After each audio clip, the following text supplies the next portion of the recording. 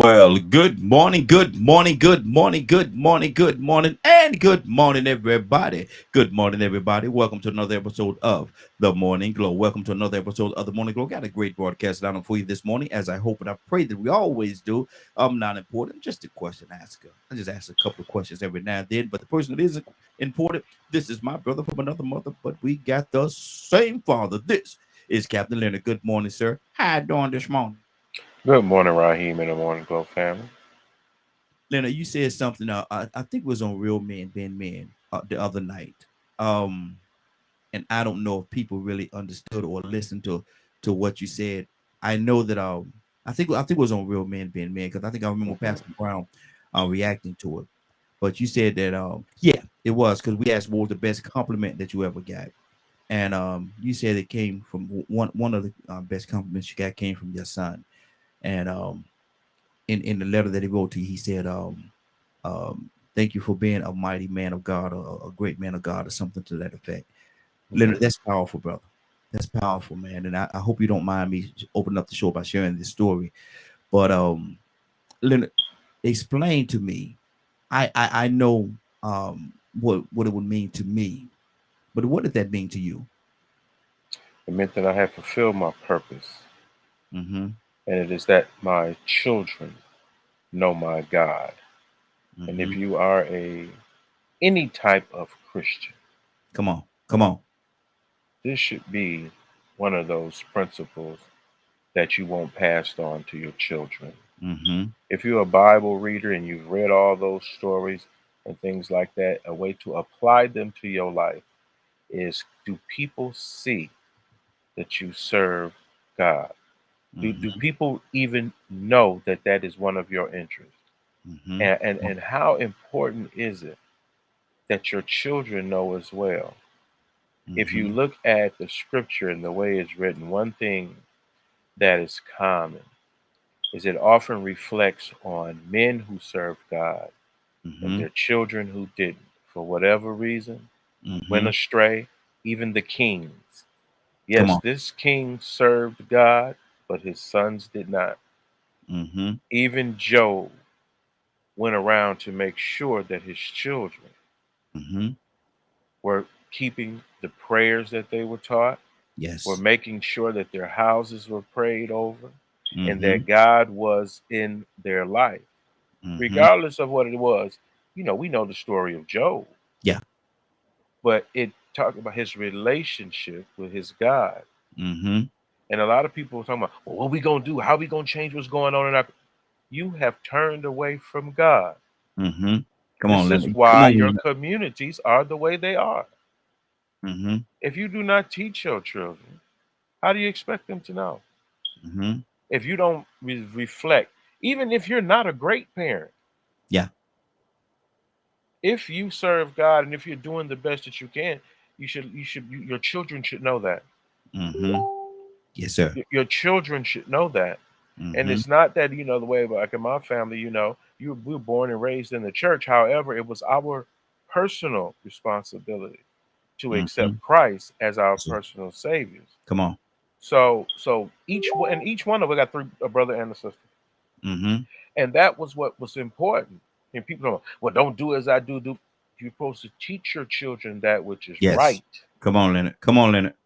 Come Let on. them let them stray, Mm-hmm. but you teach them what was right, even Yeah. if you have had problems doing it. I would hope Mm-hmm. that you would know what it was, and Mm-hmm. that you would teach it to your children, and you would teach your children that, one, you fall short, Mm-hmm. and you're constantly working towards being a better person. Yeah. This is why your children are the way they are now, because you're not teaching them. Mm-hmm. Come on. Tell it. Train them up in the way that they should go, not the Mm-hmm. way they gonna go. It's gonna make them go. You got 100% guarantee. No, train them up in the way that they should go. Mm-hmm. Children, I mean, even on this show, people love to quote, "Spare the rod, spoil the child," but it also says, "Provoke not your children to Yes, anger." right. Exactly. And then let's stay right there for a second. Why is it that you think people don't want to deal with that part? Because it does say that. It say that plain and simple, black and white is right there. Why don't they want to concentrate on that part? Because they on their own power trip.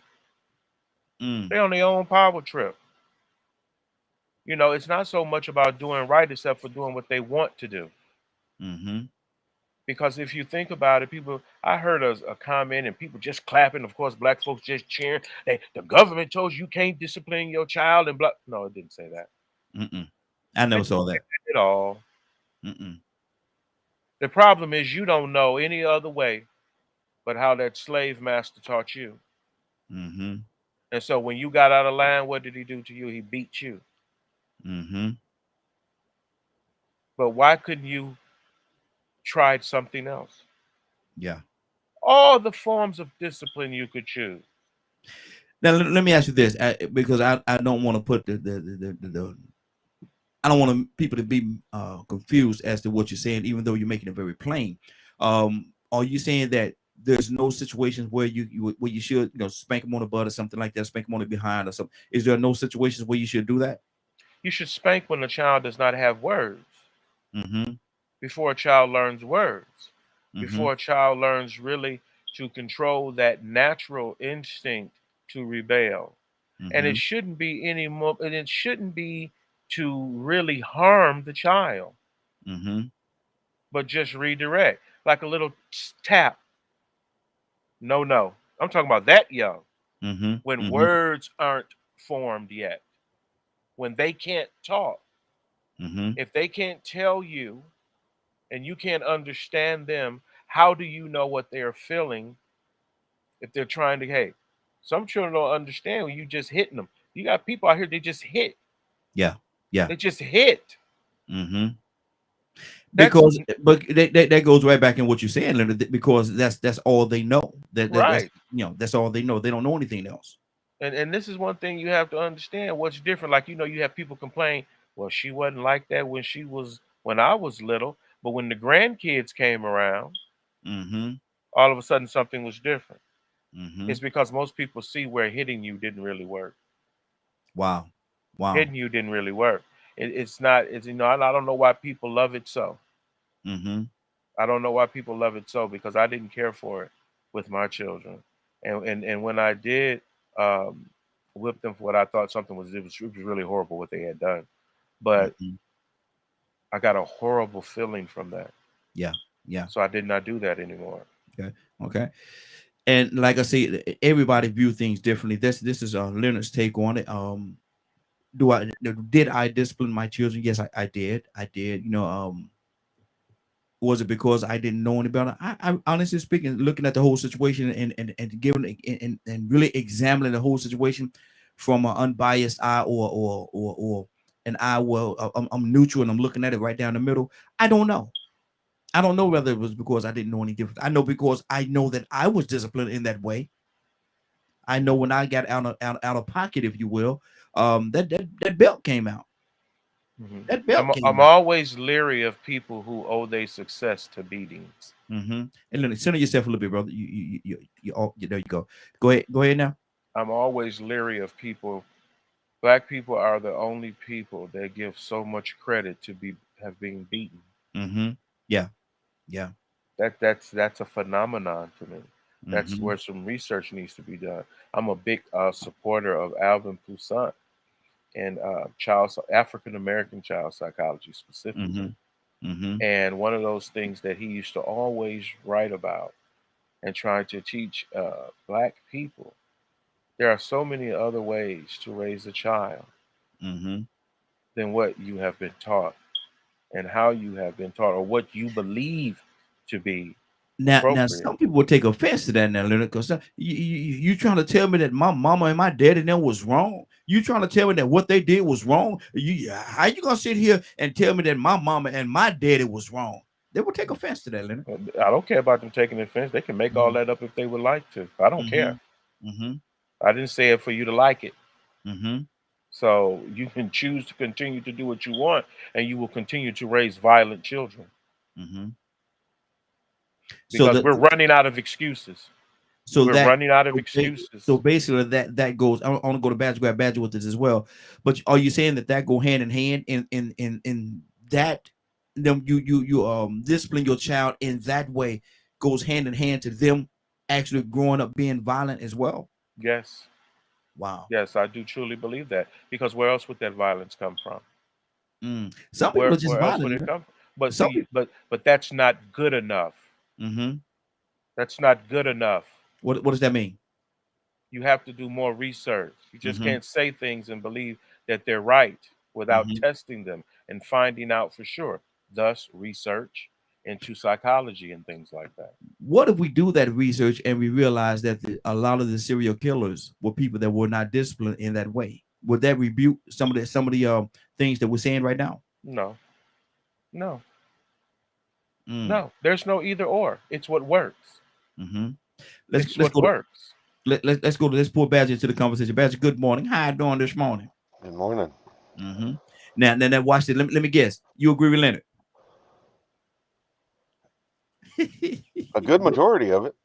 See, I knew it. I knew it. Look, Well, that- I grew up getting mhm, spanked and all that stuff. mhm, And, you know, the white community, the community I was in, all the white folks were angry because they were mhm, taking spankings out of school and things like that. mhm. You know, growing up, spare the rod, spoil the child. Yes. So there's a lot of them, a lot of people that think if you don't spank the child, they're not going to learn right. hmm You Just know, like people who believe that if you don't beat your wife, she's not going to do what you say. unfortunately. Now, Leonard, how you gonna step on a man like that?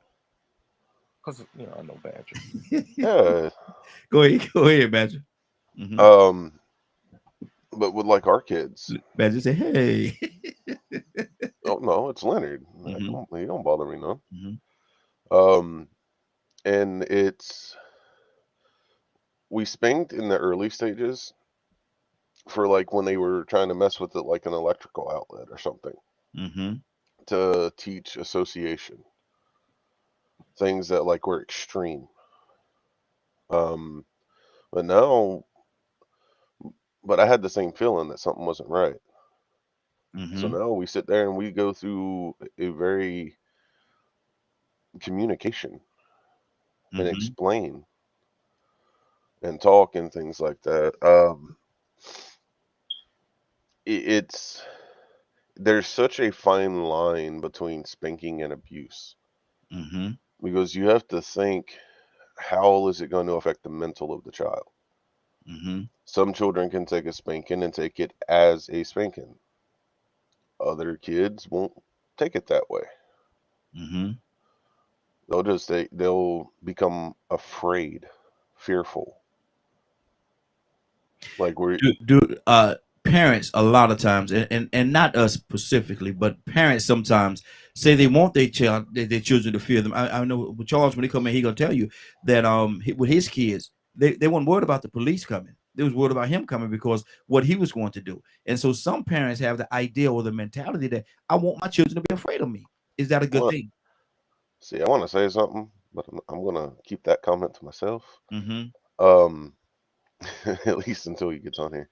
Mm-hmm. Um, I don't. I have a hard time with the ideology of making your child fear you Mm-hmm. because who else is going to be the person that teaches them what love is? Mm-hmm. Like there should be some kind of like consequences to their decisions. Mm-hmm. So it's learning to figure out different ways because like watching our kids become scared Mm-hmm. of us because we spanked them versus the way they are now because since we've stopped, Mm-hmm. you know, the most they worry about now is one of us raising our voices at them. Mm-hmm. But see, my thing is, and I'm gonna tell you how I see it. I could see both sides of the coin with having the kids to feel you and not having them to feel you, because and one of the pros to that I think is if they feel you as a parent, if they feel you as a parent, there's certain things that they're not gonna do because they don't want you to come there and they don't want you to. The story I told you about my grandmother, I didn't fear my grandmother, but when she caught me running around in that store doing things they ain't had no business doing, and she came to me and she said something. She said, "You don't love me that much." That crushed me. And so with that, and I don't know if it's fear or whatever it is, but that made me act better when after that day, it made me act better and not do the things that I know I had no business doing when she was there or when she was not there. And so I could see both. I could see both sides of that coin. Let me go to the. We got Hicks on the phone line. Hicks, good morning, sir. How you doing this morning? Good morning. Good morning. I'm doing fine. How about you, bro? And Hey, everybody else? hey, doing good, doing good. Hicks, Great. we Great. we're talking about children today, man, and spanking them and things like that. And like everybody, like Leonard and Badger said, spare the rod, spoil the child. Do you agree with that? Yes. Up to a certain age, I Mm-hmm. think maybe like 3 years old. Uh, uh, and I think it sort of depends on your circumstance, situation. Mm-hmm. For instance, when I was growing up, my mother and father, they both worked. They didn't have time to really focus on us. So their discipline had to be direct. Uh, had to be directed immediately. A Mm-hmm. lot of times they made mistakes. Uh, you know, uh, I grew up. I think the last time I got a whooping was like 12 years old, Mm-hmm. and at that point I grabbed the broom out of my mother's hand and broke it. Mm-hmm. And my father stepped in and said, "That's it." And it sent me out in the world with the intention that no one was ever gonna put their hands on me. Mm-hmm. No one's gonna ever talk. So it put me in a position where I created a lot of situations that could have worked out better for me because I had this anger left over Wow. for for Wow. for yeah. Go ahead, brother. No. So Go I ahead. think so for me, I think at 3 years old, it's like things like you teach it. They're so adventuresome and curious. So you teach them things about their safety because they really don't understand language. They understand like animals, domestication, pain and pleasure. You're a good boy, you're a bad boy. But I think beyond the age of 3, when you now communicate them, it's just gonna put a fight in them. They'll fight their siblings, they'll fight their cousins, and they'll fight in school. Mhm. Now you I say did you anyway. say you say that at 12 years old you took the broom and you broke the broom and your dad said that was it. Do you think that was a contributing factor? And you said you came a little violent or protective, if you will, after that point. Do you think that was a contributing factor towards making you a more violent or the violent person that you could have or potentially had become? No doubt, no doubt. But and I had a lot of anger. But going through therapy and evaluation, living God giving you the blessing to live on the earth long, I began to understand that the world I was going in, because I was traveling from New Jersey down Alabama every year, and if I didn't have the ability to control my emotions, and they saw this in me as a young child, that I had this streak. I had that come from my grandfather, who was a Seminole Indian. Mm-hmm. Uh, but yeah, uh, it made me a bad man. I Mm-hmm. mean, you couldn't say anything to me in the military. I had a chip on my shoulder. I didn't bother anybody. But once I sensed someone was was evangelist too, so there's a whole lot of thought control. Want to make you believe that way, and you know, Mm-hmm. I love her.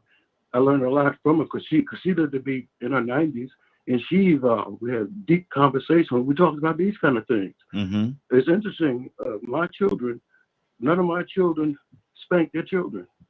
Wow. It's phenomenal, and they're beautiful kids. Mm-hmm. They've sat down and talked to me too about the same feelings they had, especially my boys.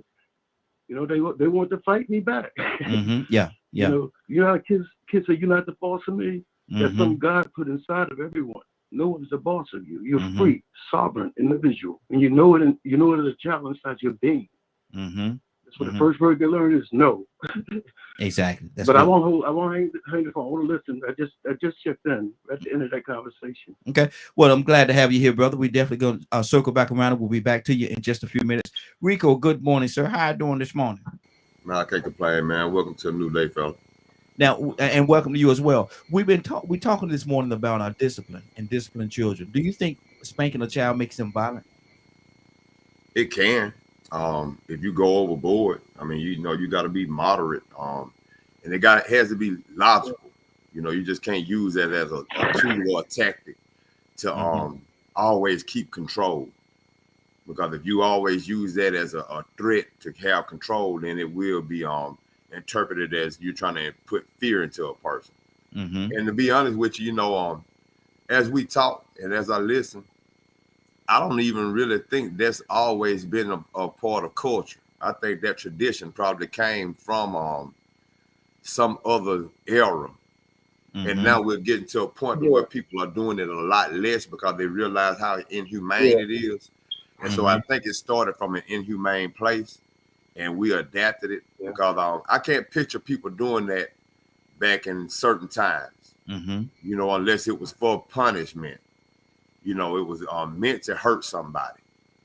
And so, yeah, I think it can cause a person to, be retaliatory. It can cause some trauma later on that'll make another person, act out of order. So, yeah, I mean, there's limits to it.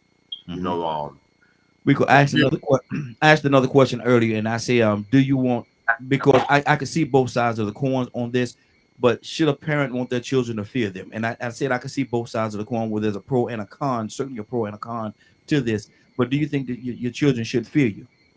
I think people mistake that word fear, or they replace the word respect with fear. Mm-hmm. If anything is respect, they're probably looking for or wanting to get because you don't want your children to disrespect you Mm-hmm.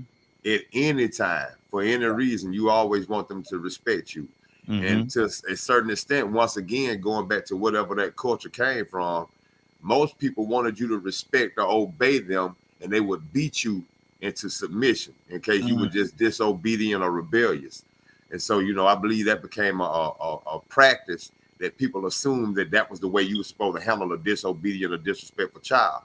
And the point that where you say, you know what, I want them to be afraid to disrespect me. Mm-hmm. So Yeah. after a while, it evolved. But I think deep down inside, what it boils down to is people really are looking for the ultimate respect from their children. Mm-hmm. And then at the same time, you shouldn't want to have or put that kind of fear into a child. But if anything, you should have them to the point to where they are so ashamed of disappointing you. Yeah. Yeah. That would be enough. You know what I'm saying? But so I mean, and actually that works enough. Just just the fact of a child disappointing somebody that they really look up to Mm-hmm. or that they really want to impress. Yeah. That has more of an impact than fear would. Exactly. And I know we got Curtis on the phone line. Curtis being a counselor, I wanted to save him for the tail end of this conversation to find out what he feel about this from a counselor's standpoint. Curtis, good morning, sir. How you doing this morning? Hey, morning, Ryan. What's up, brothers? Hey, what's going on with you? What's going on with you? I know Curtis said, man, why this dude skipping on me? It was intentional, brother. I want to hear from let you hear what everybody was saying. And now from a counselor's standpoint, first, should your children fear you? And do you think spanking, whooping the children, do you think that actually has a play in making them violent or potential of being violent? Well, hearing what everybody's saying, everybody's making a point. Discipline without instruction is abuse. That's the bottom line. Mm-hmm. No matter what discipline is, discipline without instruction is abuse. Mm-hmm. So that answers that.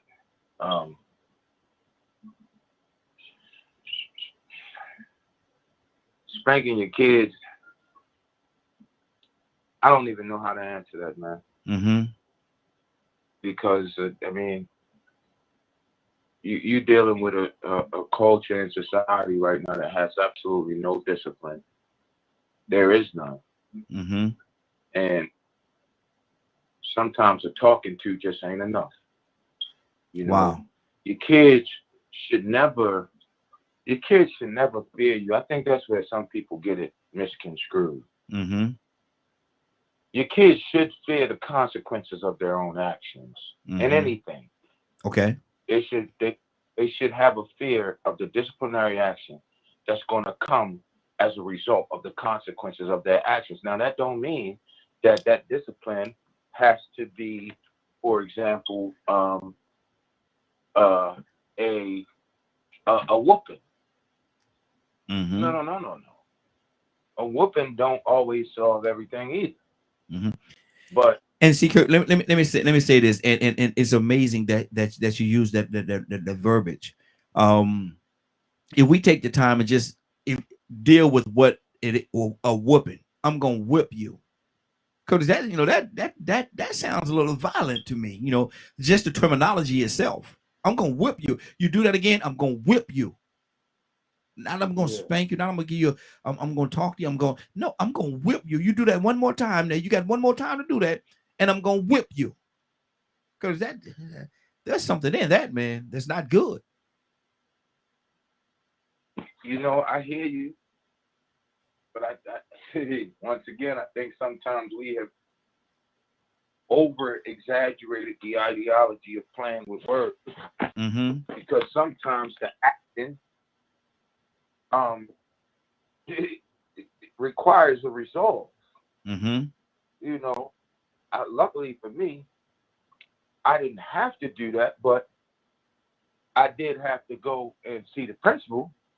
I remember my kid was like 10 years old. My oldest boy, he was 10 years old. And Lil Kurt. Yeah. You Yeah. already know. Yeah. Exactly. One of his Caucasian brothers in class spit in his face and called him, Woo. and Lil Kurt whooped him now. I get to the school, they not asking me anything about his behavior. They asking me, what kind of fighting you teaching him at home? But see, the action that was brought in his direction required a response. We have a situation in society right now where people are moving and doing things thinking that there's no consequence to their action. But there's always an excuse. Wow. There's always an excuse. And as a therapist, I have to cater or move to the side of, well, what caused this type of behavior? But that don't mean I'm not responsible for a certain level of discipline to show and or help someone learn that this behavior is not that of the norm. It is not appropriate, and this is how it affects other people. Wow. And that behavior may give you a result that you ain't ready for. You might be finna get something your hands ain't called for. Wow. Let me go to Leonard. There's Go ahead. reality to it. There's actual therapy practice now. I just heard about it probably in the last 2 or 3 years. But there's now a new therapy method called reality therapy. It's probably been around forever. I just never seen it in practice. But reality therapy basically says, Raheem, that no, we're not going to sugarcoat nothing for you. We're going to tell you what it is. We're going to tell you how it is. And we're going to give you the tools or help you find the tools to prevent you from carrying on with these type of actions. Good deal. Good deal. Let me go to Leonard. Leonard, what's on your heart, brother? Just listening, because it's a good conversation for people to understand, because there's a lot of work into this research into disciplining children. Because one thing that we do know is that, one, if we do not change how we're training children, the world won't change. Come on. That's true. That's true. So one, it's hard to be, okay, imagine this. I'm hitting you, but I'm also trying to get you to understand that you shouldn't hit other people. There's a mixed message there. There's a very mixed message there. And you can't, you have to think about it from the child's point of view as well. What is the child learning?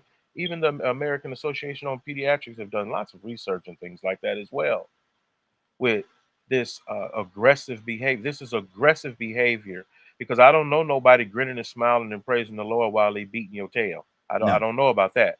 Ain't gonna happen. But I do know the anger and the frustration and things associated with it. And you have to understand all of that coming at a child. Mm-hmm. So you're out of control. Sometimes you're angry and you're frustrated. So, but yet you want to teach your child not to make decisions when they're angry and frustrated.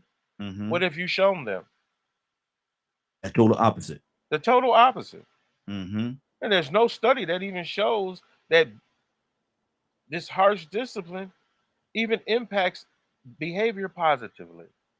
Because hopefully you would want a positive outcome from whatever discipline you chose. But there are plenty of people sitting there behind in jail right now. And they'll tell you, well, I got beat when I was a kid. Mm-hmm. They don't tell you how great a kid they turned out because their parents beat them.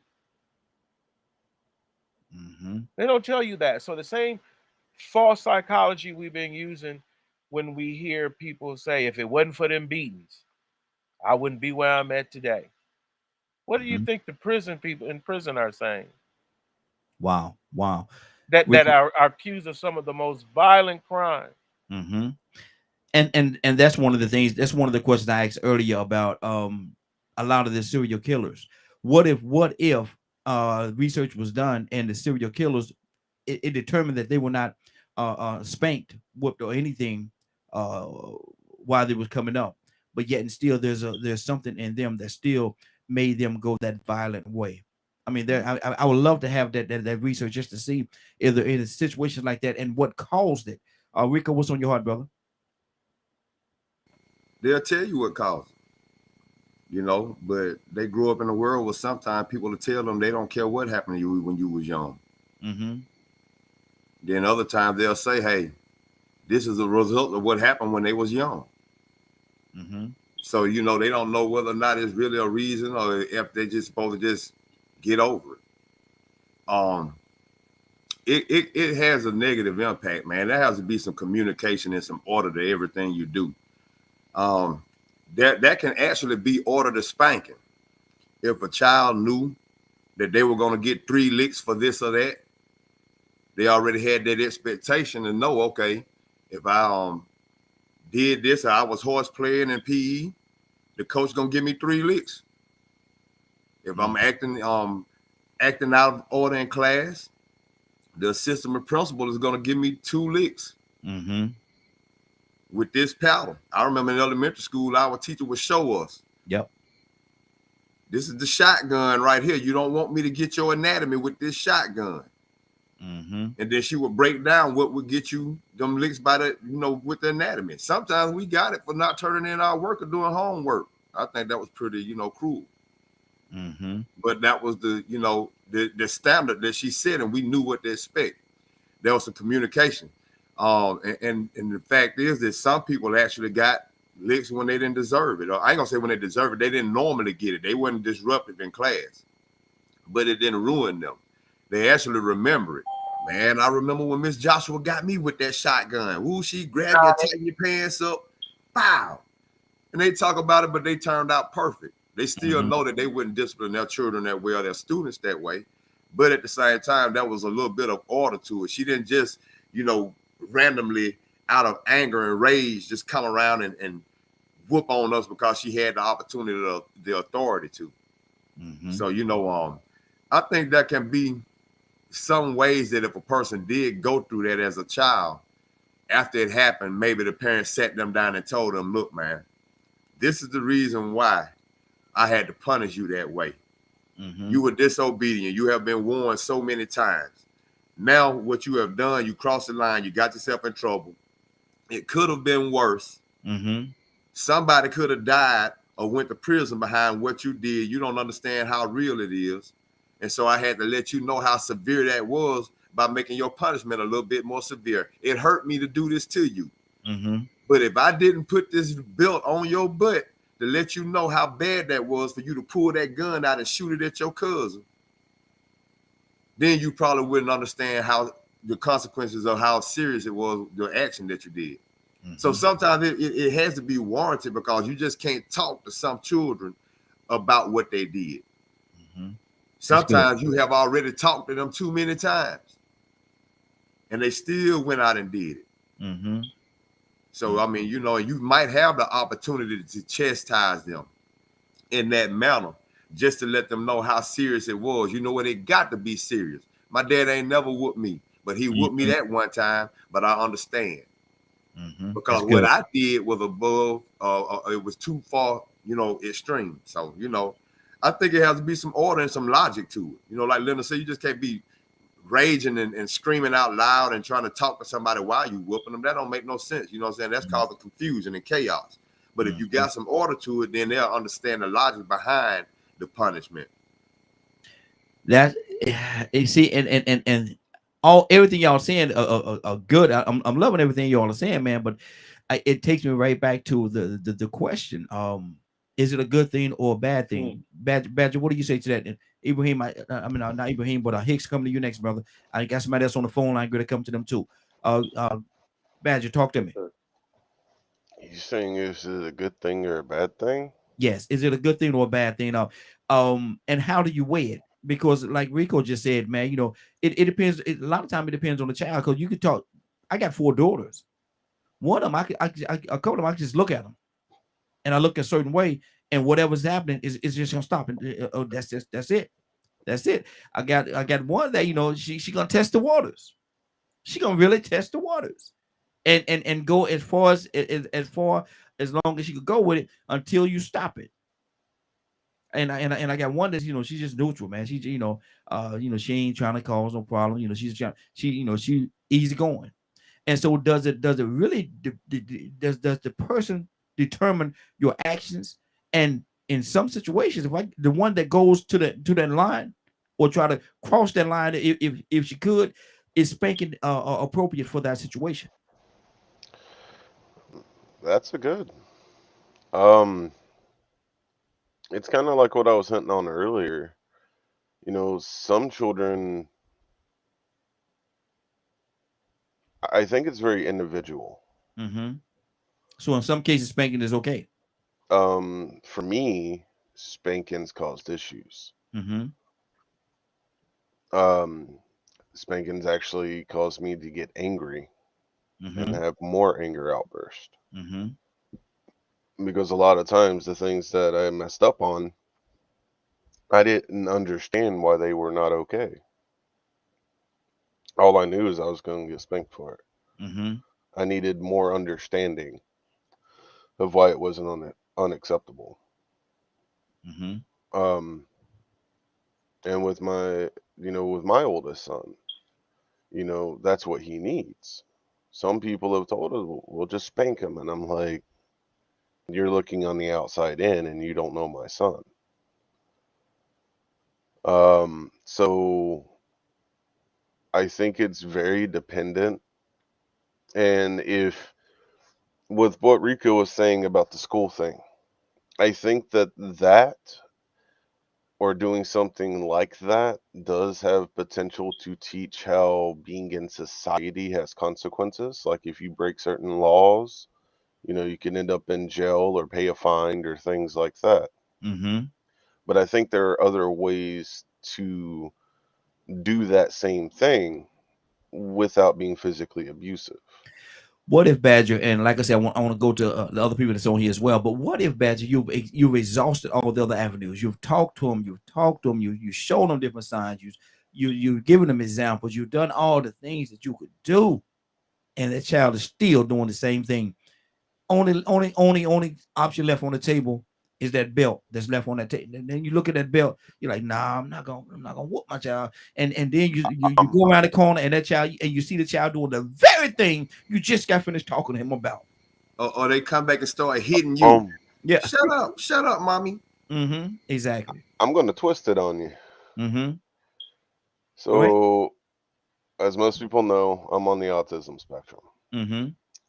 And my oldest son is autistic with combination ADHD. Mm-hmm. And our youngest son is ADHD. Mm-hmm. I was very apprehensive about their diagnosis at first because I know a lot of times doctors will just throw out a diagnosis for whatever reason. Okay. So I was very I did a lot of research and checked into it and observed behavior and made sure that what they were diagnosed with is legit. Mm-hmm. And with my oldest son, he's 9 years old now. He'll be turning 10 in September. He still does not understand why it's not okay to like fighting in Magic. He still has a hard time understanding what the difference between a therapist and a friend is. Mm-hmm. Has a hard time understanding stranger danger. Because to him, they're being nice, so why should he have to be cautious? Should I beat him because his brain is designed in a specific way that makes it hard for him to understand that? To answer your question, I'm not gonna say that you should beat him for a situation like that, but what I will say, you have to do everything that you could do to make sure that he understands, because you never want to have yourself or your family or him in a situation where the stranger danger will come back and hurt him in some kind of way. Correct. So you I'm have to, just saying, something have to happen. that's why I mentioned earlier, it's an Mm-hmm. individual thing, because with my Mm-hmm. son being on the autism spectrum, spanking causes a sensory overload. Mm-hmm. So there's always a way to do something if you put in the effort. But see, my question was this though, Badger. If you've done everything you could do, and you've had these conversations over and over and over and over and over, and then every time y'all go to the park or something like that, you see him maybe veering toward a person that he don't know, and you've exhausted everything. You've done everything you could do conversation wise, example wise. And I'm not gonna sit here and say to spank your child. I'm not gonna No, say no. that. I would never say that. That's your child. You have to raise your child the way that you want to raise your child. You have all the right to do so. But my thing is, if you've exhausted all those avenues, and One last thing, and then I'm let me done, finish so my you can go question. to somebody else. Let me finish my question. You've exhausted all those avenues, and the only thing left on the table is maybe to spank. I'm not gonna say beat him, but to spank him and explain to him after that what it is. Would you go down that road? With my oldest son, absolutely Yes. not. Okay. Okay. Because certain children need what is called, in which most children do not get, consistency. Mm-hmm. So that way, every time they do that action, it's the same thing, the Mm-hmm. same explanation to help teach the brain through routine, consistency, and explaining why it's not okay. We've Okay. shown him videos and everything. Mm-hmm. Mm-hmm. And unfortunately, with him, it's going to take years of consistency for it to finally click, if it does. Okay. Okay. Badger, that sounds Oh. more like a supervision thing. You know what I'm saying? If you already know he has that condition, and he's not going to retain the information the way the average person would, then sooner or later, um, whatever the video saying ain't gonna make too much more of a difference than what you're saying. So that's gonna be more of a supervision thing, because you already know that they're not gonna understand the difference no matter how much you tell them. You get what I'm saying? I mean, you're gonna have to put in a lot more work. So therefore, if you know you're gonna have to put in that much more work, you got to do much more supervising and not expecting them to go out and be able to perform. So that's obvious that you wouldn't be able to, where it would be more logical for you not to go to the rod. It would make more sense to just say, okay, I just got to be more aware of myself, that they're not going to understand this like the average child would. You get what I'm saying? But now you have other children that's going to intentionally defy you because they Mm-hmm. think it's fun. You Good. get what I'm Yeah. saying? And maybe they don't get that last. I think we've seen plenty of children in public. You be like, oh, you could tell they didn't get no whoopings. you Mm-hmm. know, like, Mm-hmm. you Yeah. know, they hitting the parents and laughing and knocking stuff off the counters, and you could tell the difference between autistic and then just a pushover parent that likes to say, "Stop it, go to timeout, stop Mm-hmm. it." The Mm-hmm. whole the child is being in a rampage of terror. He said, I will say, you know what? I tear that butt up. Mm-hmm. Exactly. So, Yeah. Let me do this. We got a couple of people on the phone line. We got our Charles that came in with this as well. Who I said I was gonna go to? Oh, I said I was gonna go to Hicks next. Hicks, what's on your heart, brother? Well, I was sitting here thinking, and I remember a time, I guess I was about 6 years old, and I was staying with my grandmother down in southern Alabama. And my aunt, she was 14 and I was 6. She's that kind of difference. I was playing with some China berries, and my grandmother was on the porch and she was popping some snap beans. And my aunt, who was always very mean, she said to me, if you let one of those things hit me, I'm gonna beat you up. My grandma was just up there looking. My grandma was a quiet, real peaceful, soft kind of person. And I shot the Johnny Berry, and she stuck her foot out and it hit her, and she jumped up, she ran and jumped on me and beat me up. My grandmother came off the porch, and they just had these brooms that they swept the yard with a whole bunch of twigs, right, wrapped around.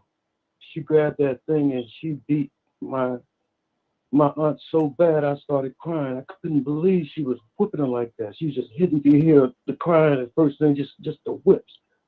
And later on in my life, I guess when I was about 11 or 12 years old, I don't know what I did. What my trans, it probably was bad, but there's going that thing called whooping. Now whooping. My mother whooped me, and it was an ironing cord. You know, I'm 73 years old now. I can still vaguely see the scars from that. There's stuff in there.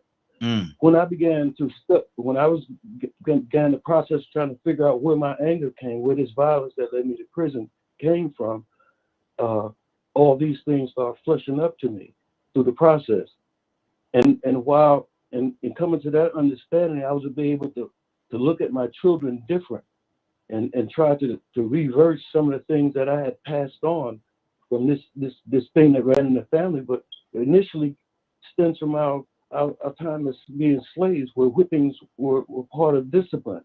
I think that each child is an individual, like Snowflake is different. It requires different things, but I'll say this here, from my heart of hearts. I mean, they made a monster out of me. For me, when I talk about, when our conversation about being saved, for me, when the understanding of why I was the way I was, and understanding that you can be forgiving for the bad things you've done. Yes, sir. Yes, sir. Come on. It's okay, brother. It's okay. Come on. You're doing good, brother. Let's talk. You're doing good. Come on. Come on, brother. You know, Yes, sir. about love. Yes, sir. Love that you stop relying on yourself. So when they parent my children, I rely on God. Yes, sir. To give me an answer for this. To be able to understand and accept their anger and their words and their hatred of me. And love awareness. I want them all. Yes, sir. Because that was changed. Okay, I gotta go now. No, brother, it's okay. It's okay. If you gotta go, I understand, but you get opportunity to come on back. You know, you at home I'm here, here, brother. Yeah, I'm home. I'm here. Okay. I'm blessed. I'm retired. I have nothing to do but study, read, and learn. Yes, sir. Yes, sir. Good to go. Good. I appreciate you, man. I really do. I appreciate you. Sir. I appreciate you. Yes, sir. Goddess. Good morning. How you doing this morning? Good morning. We talking about Very emotional. Yeah, man. It's real conversation, man. This is real talk here. This is real talk, and like I say, everybody's really, everybody's bringing their heart, and so that's the part that's so beautiful. Everybody's bringing their heart. God, let me ask you the question. We're talking about spanking and discipline. Do you think discipline? Do you think is normal? I'm changing the subject question up just a little bit. Do you think it's normal? Is it a good or bad thing to spank your children, or do you think that spanking the children has the potential to make them turn violent? There's a difference between, nobody spoke about, there's a difference between spanking your kids and there's a difference between harming your kids. Okay. So we want to make sure we get that in the clear. I think what they say in the Bible, wasn't it spoil the child, or was better rise, spoil the child, or something like that? Yes. I believe that consequences go all different kind of ways out here. in this world. And I think that now the consequences when we grew up were totally different than what the consequences that the kids are going through right now. Mm-hmm. I grew up in getting my butt spanked era. Okay. At the time, I thought it was harsh, but I knew that when I did whatever I did, and I did it, and I knew that if I got caught, or I knew that I did what I did, just coming in late, I'm gonna get my butt spanked as soon as I get home. It was an automatic. I knew that was what was going to happen. I knew that if I did something wrong, I might get my butt spanked by a neighbor, Mm-hmm. and not just any neighbor, but a neighbor that used to babysit me.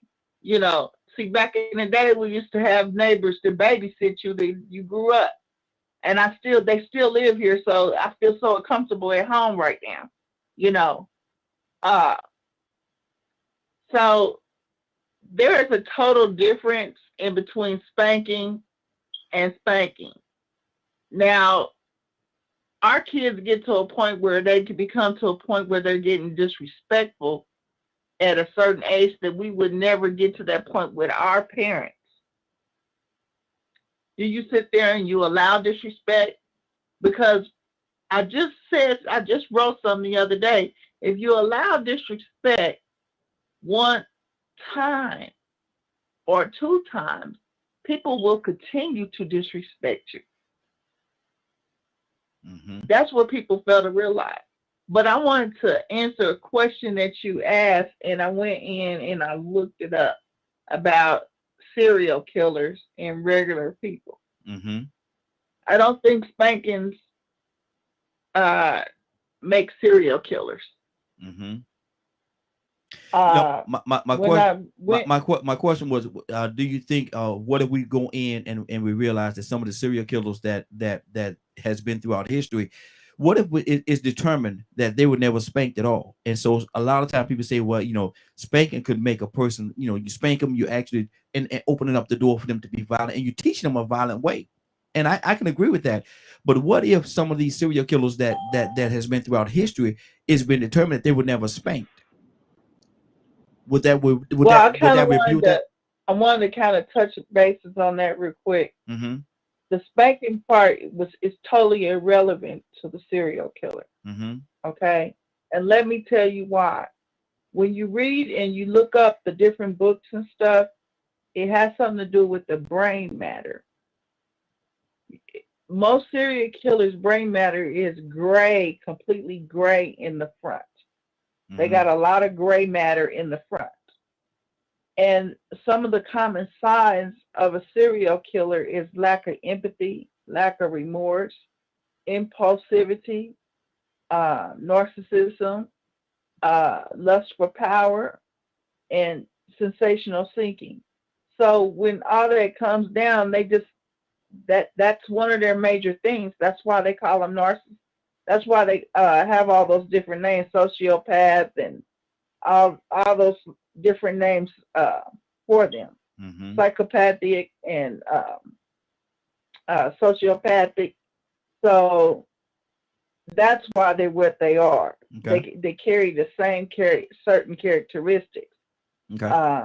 And that's some, you see some early warning signs in a lot of these people or kids. Mm-hmm. Okay. Like that one little girl that somebody was on there, they had already, I think we talked about her a couple weeks ago. It was a little girl that killed another grown woman. She had already killed somebody before, and then she turned around and shot an adult because the mother had gotten into a fight, so the 10-year-old girl came in and shot the lady, but this is her second time shooting somebody. Now, I believe somebody got on the air and said she knew the girl or whatever, but the mother was disabled a little bit. Okay. Wrap it up for me, But Goddess. the little girl had some type of lack of empathy already Mm-hmm. at that age. Mm-hmm. So Okay. to me, that would be warning signs. Good deal. Good deal. Let's go to Charles. Charles, unmute your phone. Good morning, sir. How you doing this morning? Charles, you there? What's up? Give the little kid a chair. Yeah, I can hear you. You're a little bit low, brother, but we can hear you. You're a little bit low now. Let me turn up. All right, can you hear me better? Yeah, Can you hear a little better? That's a little better. Charles, what do you say about this, man? On spanking, to spank, not to spank, is a good thing or bad thing to spank? Can spanking turn a person violent if you spank them, and what message are you giving them? What message are you passing on in spanking? Beat them. Nah, just kidding. You could turn a kid violent, but you can activate the violence that's already in them. Mm-hmm. You understand? Sometimes we already have those things in us. It can be activated a certain way. I got spankings. My brothers and sisters got spankings. None of us got a violent. We don't have violent behaviors. We didn't get in violent troubles. You know what I'm saying? Mm-hmm. Neither one of all three of my sons. My youngest son is such a chicken. I don't have to spank him. I just gotta go like that. He gets straight. But neither one of my kids got violent behavior to the point of going out seeking to harm people. Now they will protect themselves or protect you, but they're not going to go out and seek to harm people. If it comes to like them or you, it's going to be you. Mm-hmm. But they're not going to go out and seek to harm people. They're because that's just what's in us. Yeah. Some kids don't need spankings at all. I've met kids who didn't never need spankings. And I've met kids who need the spankings. I'm not talking about abusing with like race car. Remember the little racetrack? Yeah. There's something hurt, bro. I don't know, man, but my brother did hit me with one. But honestly, like a parent hitting somebody with one, a kid in my school, man, he said whatever he had in his hand when he get in trouble is what he gonna get hit with. I was like, well, you better be glad you don't carry bricks around. You're gonna be dead. Good, but parents who think like that is like, I don't know, man. I don't know. It's like I'm listening to what Badger was saying. A lot of talk. See, spanking and not talking is to me abuse. You just spank a child and you don't talk to them about why they got it. Mm-hmm. To me, is abuse. And then and to spank an autistic kid, to me, I guess the level of autism they're in. But that's kind of that's a no-go because that activates something in that child or either deactivates something in that child. You just don't do that. Exactly. For autistic, but like a child that we know that's not on the spectrum, that's just like Nico was saying, that just want to test me. You want to test my gangster, and you're gonna get it. You're gonna lose every time. And I'm gonna let you know that nobody can stop me. I had a nephew like that, man. I caught him skipping school and took him in the car. He normal. I'm sorry. When I got to the school, he figured he was protected because the school police was there. When he started huffing and talking, I said, man, look, this cop right here is too small for me to stop you. I mean, he's too small to stop me from beating you. And the cop looked at me like, dang. He said, it's going to take 3 of them. By the time they get to me, I'm going to be done with you. And he just he bucked down because, he knew he wasn't stupid. He knew what he was doing. But I had to let him know no matter who's around, you can get it, And I'll take the consequences of getting locked up. But when I get out, you're going to get more. But you're not gonna disrespect me. 1 inch of disrespect, I don't let my son do. My youngest son, he get a mouth with his mom, but he don't get it with me. He get it with his grandmama too, on his mother's side. And I saw him doing it one time, and that's not my wife anymore. But you're gonna learn to respect adults anyway, and you gonna respect your mama. And that's just it. And the consequences. If you do it twice, then you know what you're doing. Yeah. Exactly. Let's keep this thing going, man. And I'm loving this conversation today, man. And hopefully, again, like we always say, hopefully this is helping somebody in some kind of way. I really think that it is. I think we have Friday. Friday, good morning. How you doing this morning? Hi, good. Hey, doing good. Friday, is it a good thing or bad thing, or is it a great idea or not so good idea to spank the children? And in spanking the children, can you open up a door of them being violent by doing that? I believe in spanking. I have spanked my son before. I would my input to that would be know the laws in your area, Mm-hmm. because here in Connecticut, they don't mind that you spank your child, but you can't use a belt. Mm-hmm. Didn't know that. So when he went to school, SAGs, they do emotional check-ins. They was like, "Oh, why are you sad? I got a whooping. Oh, okay, well, what did they use? Oh, they used a belt." And then now DPS is at the door talking about we need to investigate. Well, you ain't got nothing to investigate, because you got discipline, and that's my right as my parent to discipline the child. Nobody's beating on him. Nobody's making bruises on him. He got out of line on something that we went through the steps through. So we're not a first time, we got to talk to you, you getting whooping. No, this was a series of discipline that now we hit that threshold. Now you just triumph, and you're failing to understand the significance of following instructions or following whatever the situation was. And so the end result was that they were like, "No, that's fine, but we have a law here that you can't use a belt." Mm-hmm. Right? So know the laws in your areas, but also I wouldn't say that, my recommendation is, let that be like the last resort, because then if you whip all the time or spank all the time as your go-to thing, then it's going to lose its merit to a certain degree, and then they're going to become resentful. And then I think in that sense, you do run the risk of the negative acting out, in terms of now they may be more prone to be a bully, because the only way they know how to resolve an issue is through a physical type of result interaction. Mm-hmm. Yeah. So I think that whooping is okay in its right place, and it should be a last resort. Mm-hmm. Okay, good deal. Toya with a T, good morning. How you doing this morning? Good morning. How y'all doing? Hey, doing good. Toya, how do you feel about this whipping thing? Is it a good thing, Toya? Is it a bad thing? Is it sometimes needed? Can it turn that child violent? Open up a violent door?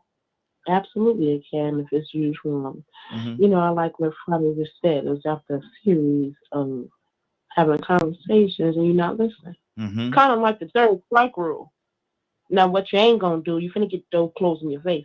Mm-hmm. Not finna come over here and tell me how to raise my child when y'all out there killing black men unarmed. No, you're not. You're finna get the door closed in your face. I think that's why the Lord ain't giving me no kids, because I'm going straight to the police precinct with pictures of both of us. Let me tell you something right now. They come home with an issue and they got something, he gonna get that bop, bop, bop, to got, got. So I don't want to hear that. If it can be used as a tool, just like I just said, you got 3 strikes. You got probation, you got first offenders, you got all this before they send you to jail for the rest of your life. It's the same way with a whooping. And I talked to you one time, maybe you didn't hear me. Talked to you twice. Now you're saying F me and F what I just told you. The third time, I'm going to go on and get you before the law gets you, or before the world gets you. It got to be used as a tactic. You cannot beat a child. The thing I see we do today, we beat when we talk. Every time you tell them something, you got to beat them. And that's not how you do that. Because now they're just going to get used to attention and just do something, they get popped, because the issue we got is we popping you because we say something, but when it's time to give you a great reward, we slack on that part. So I believe in our community, I don't know what they do in other people's community. I've seen some things, but I'm just saying, in our community, when we beat, when we talk, I told you, and you got hit at the same time, that's an issue. When you beat when you're angry, you don't do that. That was some things my father told me, don't do that. You don't beat no child when you're angry, because you're going to take your anger out on the child. You need to see yourself a minute to get it together. And I believe that those are ways and reasons on how you're angry. I was beaten as a child, but trust and believe, I got talked to a whole heap of times. And when I did get spanked, it was like, okay, you told me to be in the house at 8 o'clock. It's 11 o'clock. I ain't there. You understand what I'm saying? So it's severe actions on, okay, before you wind up missing, I'd rather beat you before you wind up missing. So I do believe that when used as a form of punishment, not murdering a kid, not closed fists swinging on them in the face like they are ninja on the street. That's not what we're talking about. We're talking about after you tell them some things for their safety, and they are not listening, and you need to get a point across because I'm not going to let you get hurt. Before I let you get hurt, I'm going to strike some of this pain on you. Wow. I think that's acceptable. Wow. Ibrahim, good morning, sir. How you doing this morning? Good morning. I like what she said. That's where my daddy said it, right? You know, you got Ibrahim, when they tell you, are you able, Ibrahim, are you able to bring your camera down a little bit? We want to see the top of your head. Okay, see the top of my head, huh? That's Yeah, the best part of me. He said that's the best part. Well, spare the rod, spoil the child. You know, so I had a chance to go through 2 generations of children. You know what I mean? Well, 3 generations. And I'm gonna tell you, the ones that you don't apply a little sense to, they are the ones that turn out sometimes to be the worst. And sometimes you overdo something, you do it out of anger, you're gonna cause the same problem. Now I've been through the first generation, you know, it was okay to chastise your child, right? Then the second generation, millennials, then I found out I was informed, the lower X informed millennials. Anyway, I was informed that I could not do that because they will, they will call the police and they will come out and arrest me. So I tidily packed their bags and everything. I made sure they had everything they needed and all like that. And I put these bags by the front door. I say, when I get through whooping and you call the police, there are your bags right there. You may go. You know, you have my permission, right? So he took that as a thing. Now my baby girl, a millennial, true millennial, I couldn't even look at her across. She'd be, daddy. You know what? She turned out to be one of the harder ones to deal with when they become adults, right? They still striving to be adults.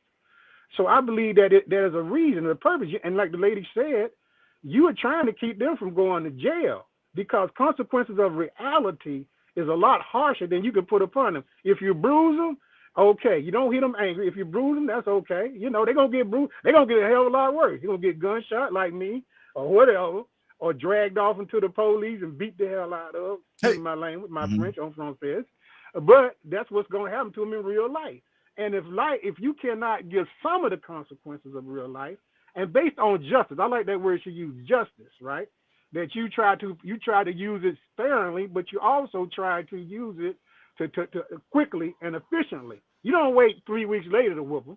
You know, they do it right then, you know it right then, you tear their butt then, or let them know the exact consequences they're going to face if they do thus, that, A, B, C, D, or God, you know, Alpha or Omega, then the hell going to come down on them here on earth, so they'll understand what the hell might look like when they go out on their own, right? You know, and children say, oh, I'm going to go out on my own. I said, well, let me assist you. Let me tell you what being like. And you know what? We should raise adults, not children. We should raise adults. Let them, if you got a bill problem, let them see what the bill problem is. You ain't destroying their childhood. You got to give them reality of life, right? Let them understand what it takes to feed them, what you got to do, where your job looks. Take them to work with you. You know what I mean? Let them see what your job is, what you got to go through to feed them and put clothes on their back. Let them understand the earnest of hard work. You know what I mean? And a punishment if you do something wrong. You'll lose your job. You'll lose this. You'll lose that. You know, you lose your family, right? The defect's going to take them. Let them see that and understand that yourself.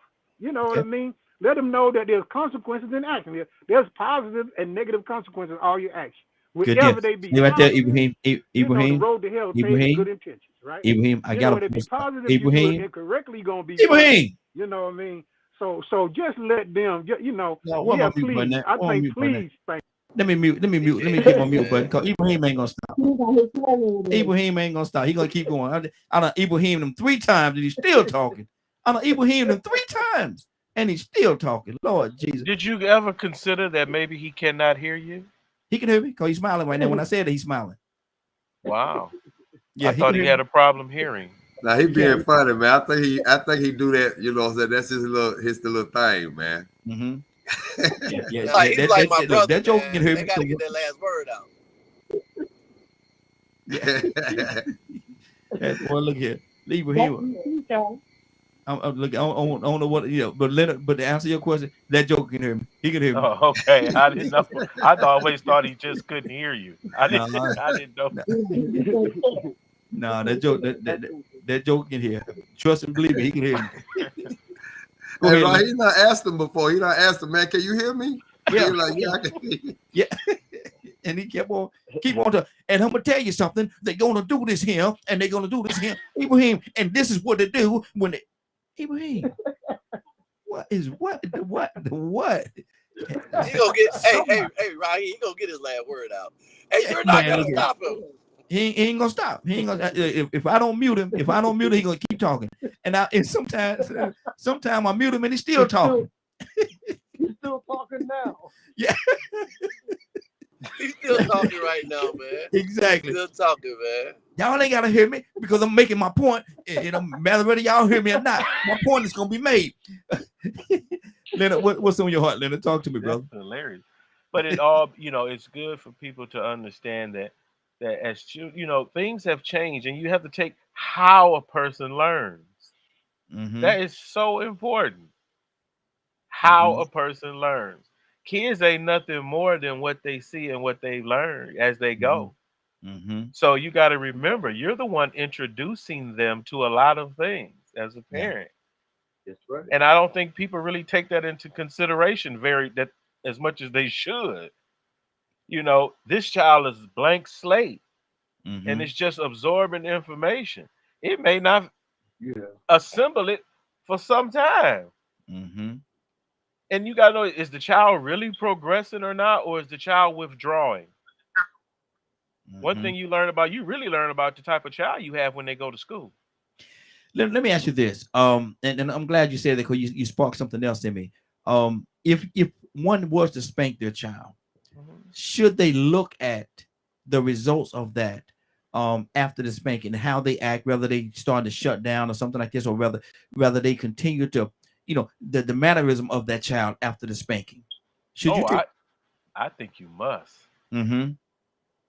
I mean, it first of all, it's not in my character. Even all the jobs I've had in being a boss, it's not in my character to abuse like that.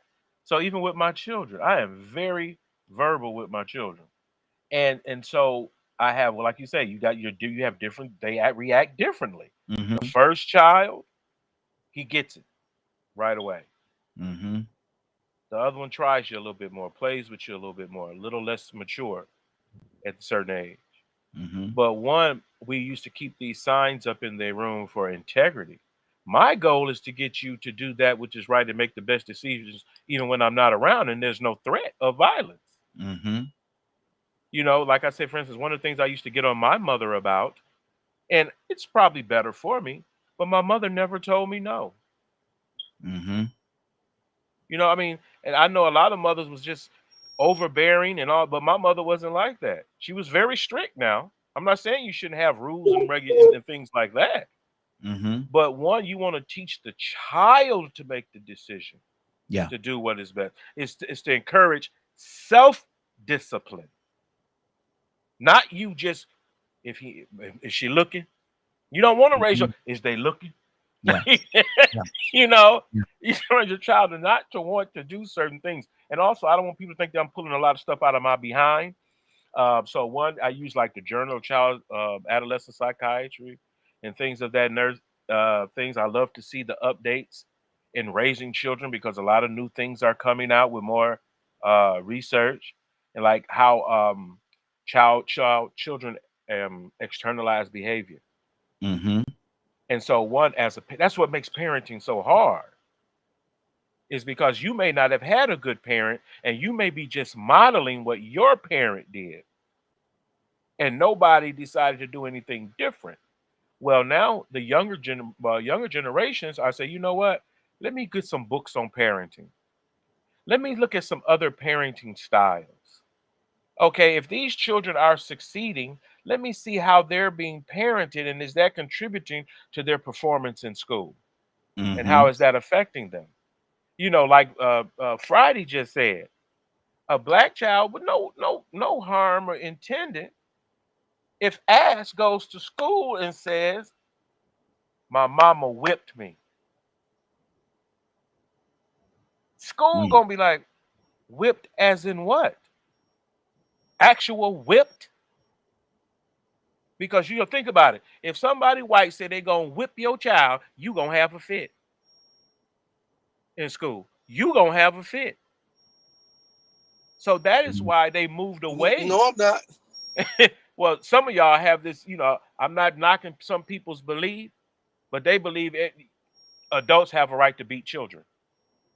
And we provide for this in our culture. Okay. That it's okay to beat children. And that's not always the case everywhere you go. Because people have also looked at it and said, you know what, do I want to think? I used to get paddled in school. And when I stopped getting paddled in the 4th grade, because she wanted to paddle me for something I did not do. I'm going to take them licks. Because I don't care nothing about them licks. I'm going to do what I want to do. I know what the lick is. But what you're not going to do is paddle me, and I didn't do it because the rules aren't that way. And you're not going to whip me, and you don't have a reason to. And we'll tear this damn school up if we got, excuse me, I'll tear this school up first before I let you hit me today. Okay, well, Leonard, right now I need you to go over there in that corner, brother. Go ahead on over there. Let me go over in the corner. Yeah, but because you're your not mouth gonna is put your hands on. That ain't French you're saying. Like, say, for instance, I don't know what it would be like to be walking around and it was okay for people to put their hands on me. Okay, hold right there, Leonard. Hold on, Leonard. Hold on. Badger, what's on your heart, brother? You know, what Rico said earlier, and then what Leonard's saying right now, there's a lot of studies that are coming out about kids' behaviors and things like that. And one of the things I've been learning with a lot of the new science that's out there is a lot of kids that are misbehaving, testing boundaries overly more than they normally would in certain situations. A lot of times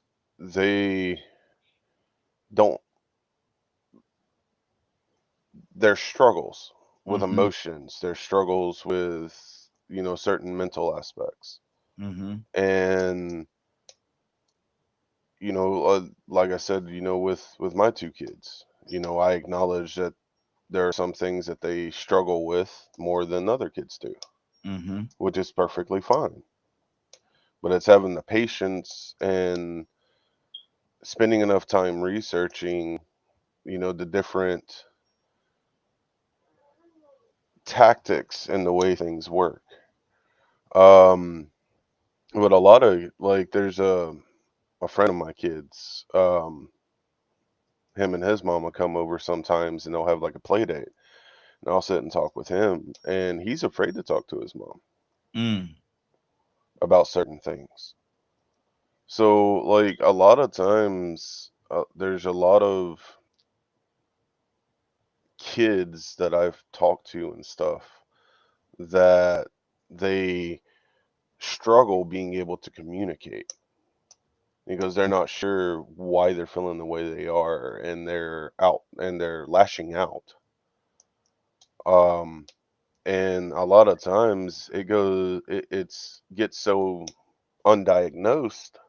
You have to teach your kids, it's okay to talk. It's okay to say that they're upset about something. It's, our youngest son, ADHD, he has issues with anger. And a lot of times it's because he's so energetic or bored that he just lashes out because his brain's going so fast all the time that it's hard for him to be able to just I guess a good way to say it's take a chill pill. Okay. So that's why I made the comment in our chat, the lack of mental awareness, mental health awareness, because I think being a parent, you almost have to go to school to be a psychologist. Wow. And let me say this right here. And I want to show my appreciation to each and every one of you, man, because we got quite a few people in here, man. So I'm trying to circle around. So I know it may take a minute for me to get back to you, and I definitely appreciate you all being patient until I come back to you, man. I definitely want to thank each and every one of you for that. We got a lot of people here, so I'm trying to juggle, trying to be fair with my time. So yeah, y'all continue to work with me with that, man. Rico, what's on your heart, brother? Yeah, you know, I was thinking about the question you asked earlier about serial killers and being spanked, and Jeffrey Dahmer. From what I understand, I might be wrong, but from what I understand, all of the different stories that I've saw on him in interviews that they had with his parents, he didn't get spanked. If anything, he had an issue with mental issues along with idle time and a lot of neglect, a lack of attention. His father was quite, old when he had him, so he really couldn't do the things that you should do with a young child. So that left Jeffrey to go out and explore, and his curiosity got the best of him in a sick way, and he was unsupervised. Nobody was able to find out that he was picking up roadkill and collecting it. He had, and it turned into a serious habit. And so, it didn't have anything with being whooping. I like what Gotti said about that mass in the frontal part of your brain. You can have frontal lobe damage. You know what I'm saying? It doesn't come from spanking, but it does come from that backhand upside the head enough. You know what I'm saying? A lot of people don't know what that feels like, but if you ain't, you go upside somebody's head a little bit too much, you might create a serial killer because now you created some damage. But, I don't think the belt did that unless it was in a way that a parent was doing it out of frustration and they was using it as a tool, coping mechanism. So I mean, there's limits to this thing when it comes to spanking and then saying whooping and beating. That's different levels. Spanking and beating. Spanking and whooping. Now that's totally different things. If you ask me, a beating is what it is. Yeah. It might not be a belt involved with that, a paddle or nothing. But at the same time, it has to be warranted, and it has to be some instruction afterwards. Like, when Curtis said that earlier, I was thinking about that when I first started listening. There has to be some communication and some instruction, so there's some understanding on why you received that spanking. Exactly. In some cases, you may have. I've seen parents that actually were young, and when they had their children, they thought it was cute for them to actually teach their children to be bad. And they just sat back and giggled and laughed about it. And then after a while, it came back to bite them. But they still don't like to whoop the children. So now they're wondering what the problem is later on in life. So spanking does have a positive effect, but you have to have it in a structured way. It has to be justified. Even if sometimes you may have spanked your child and later on you find out that you misunderstood what happened, or maybe you got the story wrong. You have to go back and apologize to them, because if you spank those children just as a means to say, you know what, I'm going to do it just because I can. I'm going to use it as a weapon. I'm going to use it as a tool of control, or just a tool to have fear, put fear in you. Then they're going to retaliate. Yeah. That's a possibility. They may do the same thing to their children. Sometimes some won't do it because they realize, hey, all these whoopings I got, I didn't deserve them. Yeah, exactly. But then some people going to look at it as, hey, that's the way of life. That's going to be their culture and their lifestyle. That's going to be their tradition, to just be abusive and to whoop you just because they mad at you, and this is what they going to do to make you do what they want you to do. So Public Citizen said spanking is wrong in most cases. He said spanking is wrong in most cases is what he said. Let me go to Tucson. Tucson, good morning, sir. How you doing this morning? I'm doing well. Tucson, spare the rod, spoil the child. Is spanking a good thing, a bad thing? Can it make a person? Can it turn a person to a violent state, make them violent because of the fact that because you spanked them in your disciplinary practices? What do you say to that? People are different. Children are different.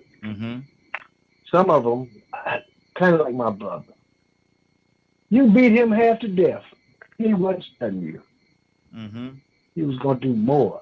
And then he'll get around the corner and cuss you out. I'm talking about, that's the way he was. Yeah. He was terrible. I mean, it was just, he always would do stuff, no matter what you do. And Dad and Mom, the mom was that shoe mom, that slipper mom. You know, she'll pop you with that slipper, or she'll pop you with that shoe, throw it around the corner. She had an order about it. Dad was a different type of person, but they would give you reasons why they would do stuff, and then sometimes they just have to come here. Let me talk to you, because you know we don't talk to our kids. A lot of parents, the first thing they do is strike them. Yep. And the kid like, what you hit me for? They don't even have a clue. And they do it over and over again. You know what I hate to see? Somebody yank their kid. You know what yanking means? Man, yeah. Yeah. Just pull them by the arm and just come here. I hate to see that. Because that's just and please don't hit your child with your fist. That don't make no sense. I mean, you know, when we were coming up, we had a different type of upbringing because, and it's just me, maybe it was where they came from. We had parents or grandparents that just came out of slavery, and discipline, maybe, I don't know, was when they said spare the rod, spoil the child, they thought it meant using a rod. I never got hit with the clothes hanger. Yeah. I never got beat with a stick. But Dad had this stick built that he was a champion. But I don't know. They wouldn't spare nothing. But then again, I knew that my parents had a love for me. Yeah. That wasn't just feel like because they wanted to hit somebody, that's what they would do. So people are different. I mean, count to 10. Let's see what we're doing. We're counting to 10 with our kids, and I know I ain't got 1 second left. But see, we counting, and our kids beating us half to death. What about spanking in public?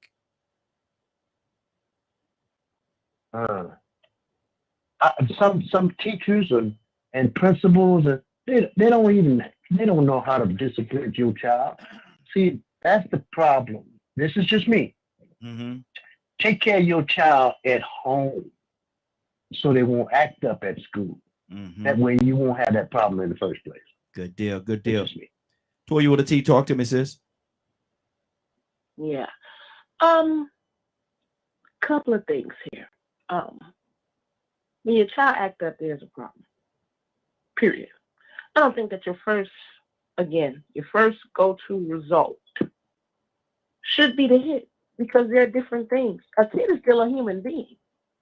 They're still their own individual, and they're experiencing and exploring. So I don't think that the first thing should be a whoop unless you've been very vocal. Now, see, I don't have kids. Y'all know that. But I've got 17 nieces and nephews. I was very close with all of them. I gave out one spanking, and to this day, I got 36-year-old men. They don't play with me at all. They play with their parents. They don't play with me. It's a specific kind of, I hate to have to say it, it's a certain kind of fear that's in them that they can't beat me. But it's a lot of respect, because they know I'm not going to do anything to hurt you unless you violate certain principles. And I remember telling them, young, principles you don't violate, because auntie going to kill you. We don't rape. We don't rob. We don't steal. We don't cheat. We don't do that. And I made it my business. But I talked to them about every single little thing. And I think that's the issue as parents. A lot of parents think kids should know. I mean, it's unbelievable, the interaction I see with parents and kids. Unbelievable. Again, I'm not in nobody else's community. I'm in mine. And what we do is borderline abuse. It's not spanking. You understand what I'm saying? It's a borderline abuse. That's why we got angry people. Do that contribute to it? Yeah. But again, what contributes to the person that's not spanked? It's something that went on as a child that you didn't grab on hold to, that they're going to do to be rebellious. But it takes education. You must inform them. You must talk to them to see that. I think that whooping should be your absolute last result. Yes. And it should be accordingly. Like, for instance, out of all my nieces and nephews, some of them skipped the whooping. They just wasn't with it. Listen, they just didn't do nothing fast enough for it. Versus where the first part, if I tell you once, I told you twice, third time, it ain't no squeezing out of it this third time. What did I tell you? Yeah, all right, well, come on, let's go and get ready. But you can also be able to say, the one that you know, they just got different temperaments. Only thing you got to do is scare them and send them in the corner, and they get you. And you have to be able to cause that difference if you're dealing with children and multiple children. I don't believe that outside of you, the parent, I don't think that nobody else should spank your kids. Sometimes, not your sisters, your cousins, your brothers, depending on how they do their kids. If they don't spank their kids, why they want to come and spank yours?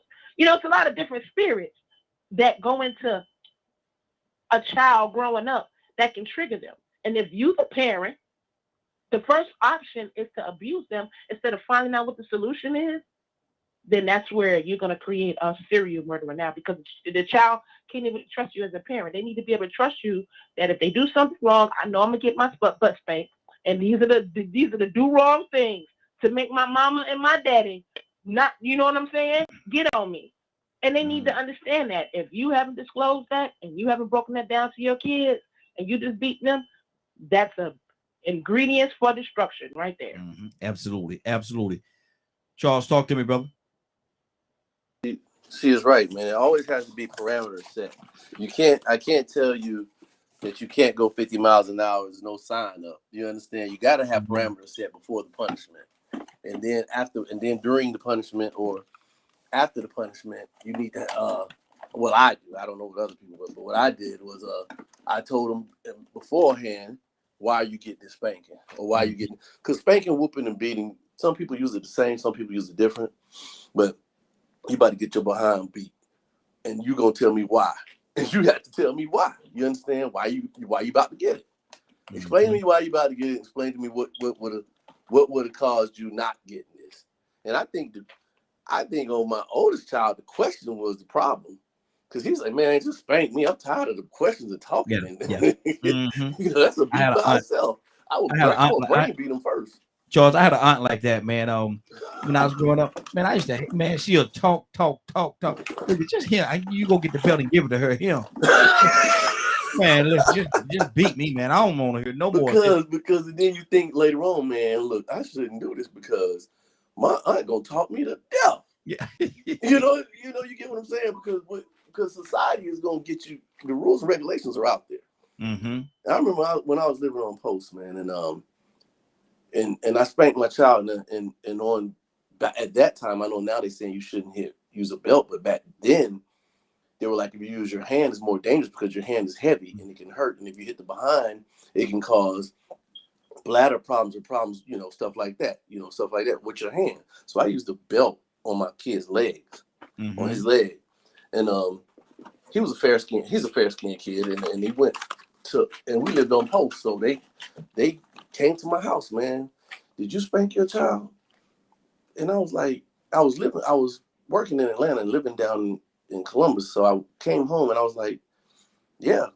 He said, well, I said, look, man, in this house right here, I'm the 6-star general, and I'm gonna do what I want, because if he get out of line at school for doing the same thing I've told him not to do 4 or 5 times, you all gonna punish him.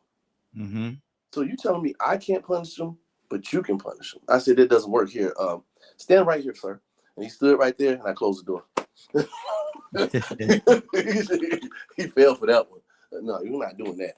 Exactly. We're not doing that, because it's not as if I haven't told him 5 times. When we get to that point, just like Toy said, you've been told, you've been warned. This is the next time you getting spanking. If you do this again, you're getting spanked. It's not like, okay, and then for the first time and spanking and stuff like that. Even when you see them putting their hand in the socket, and your first reaction is to pop that hand. I said, well, now I popped your hand because what's coming out that socket is worse than that pop. Yes, sir. You understand? Yes, sir. It could kill you. Now, let Coming me out the explain sock, to you you won't get what another it can do to you, and show videos or show what have you, or do stuff like that, or either just sit there and talk to them. That you can't put your hand in that socket, buddy. That's a no. You can't put your hand on that stove. That's a no. Exactly. You know, once they can reach it, but shit, they don't even have to reach it. Kids, kids just do stuff. You know, I opened the refrigerator, and the kid was in the refrigerator. How you get in there? And they climb. They climb. They start pulling chairs. They get creative. Especially boys. Boys. Exactly. You gotta, boys. And I only had boys, so yeah. And then when they get to that age of 14 and 15, they might try you because they got some size on them or some hair somewhere that they, and some girl done told them they cute, So and then you gotta talk to them about that and set them straight on that. Some kids you can, some kids you can't. Hey, Dad, can I go to this as part of this weekend? I'm going to this party. Hold on, what you mean? I'm going to this party? Wait a minute, man. Hold on, what? No. You don't understand. I'm not asking you. I'm going to this party this weekend. I'll be just like Toussaint said. Or who was it? Toussaint said, okay. Well, somebody said, okay, when you get back, your stuff will be outside. If you're going and you telling me you going, exactly. You got permission not to live here no more. Exactly. No, baby, don't kick him out. You can go with him too, woman. No, there you go. Go on over there in that corner. Badger, what's on your heart, brother? Talk to me. I had a light bulb while we were all talking about my own son, and it goes into what we were talking about, right? So my son is very fixated on magic and fighting and things like that. But one of the things that a lot of people on the autism spectrum and some other kids are also deal with things like this is a thing called anxiety. With him, he has a very high anxiety to try anything new. So I was sitting there and I'm like, just thinking about having to approach anything that we present to him that would be new to his brain. We have to approach from a place of accepting that he's going to be really anxious about it. So he's going to fight, he's going to argue, and all of those things. So, and the reason I'm like sharing some of my personal situation is because I feel it's really fitting in our topic. Because can y'all hear me? Yes. Okay. I'm outside, so I didn't know if my reception was good.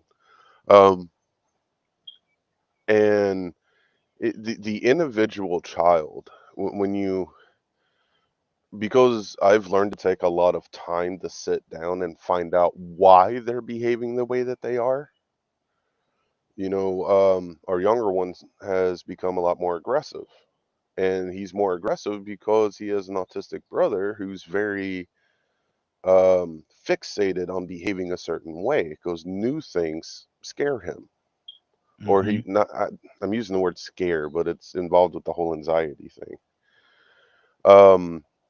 So he can be accidentally hurt his brother when they're playing and stuff like that. Or he always implements the things that he knows into their play when they're playing. And our younger one does not like it. He in his words, I hate it when you do the magic and fighting. So he'll hit his brother. So we're having to work on, that's not how you handle things.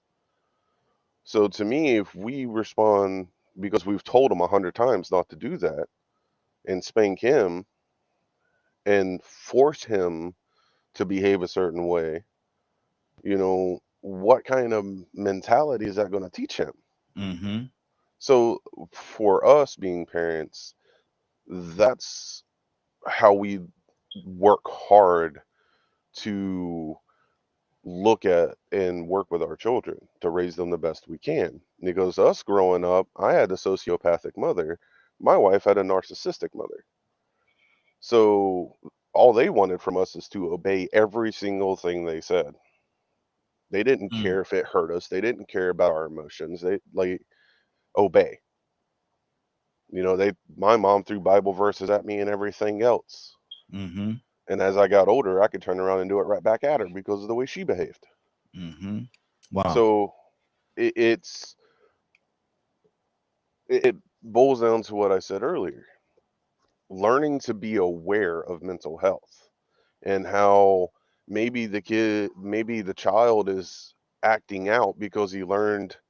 I mean, I know not all of us experienced this in school, but I know I did when I got into like middle school and high school. Elementary school, kids really didn't say things like this, but the higher grades, because of the transition of time, the kids going, well, don't let your parents spank you, just go CPS, or you know, hey, about sneaking out and doing things behind your parents' back, and so on and so on. Well, in today's society, unless a parent has a really good paying job, the parents have to work all the time. So to me, there's so many things that go into this, because if they're going to public school, they're dealing with racism or bullying or many other things on top of having to learn history and English and math, and now they're changing curriculums, taking things out, adding new things in. And it's wild to me, looking at all of the things that are going on. I honestly feel like, as a parent, especially in today's age or in the last 10 years, the communities are not the same anymore. Wow. So how much mental strain are our kids going through just by going to public school? Wow. 508-924-3521, 508-924-3521. Willa, good morning. Willa, how you doing this morning? Captain, coming to you next, Good Captain. morning, Rodney. I am doing fine. Good deal. Good deal. Good morning, team. Good morning. Well, we're talking about disciplining the children and spanking the children. Is that a good thing or bad thing? Is it something that we should fry away from? Is it a slave mentality type thing to whoop your children? What do you say to that? Or does it have the potential to actually turn them into savages themselves, or vicious, or violent, if you will? What do you say to that? Well, before I got on this show, I thought it was the right thing to do, to spank your children.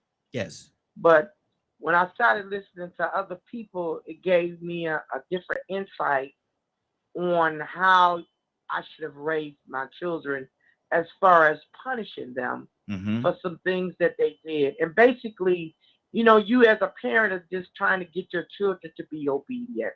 That's all we're trying to do, to be respectful.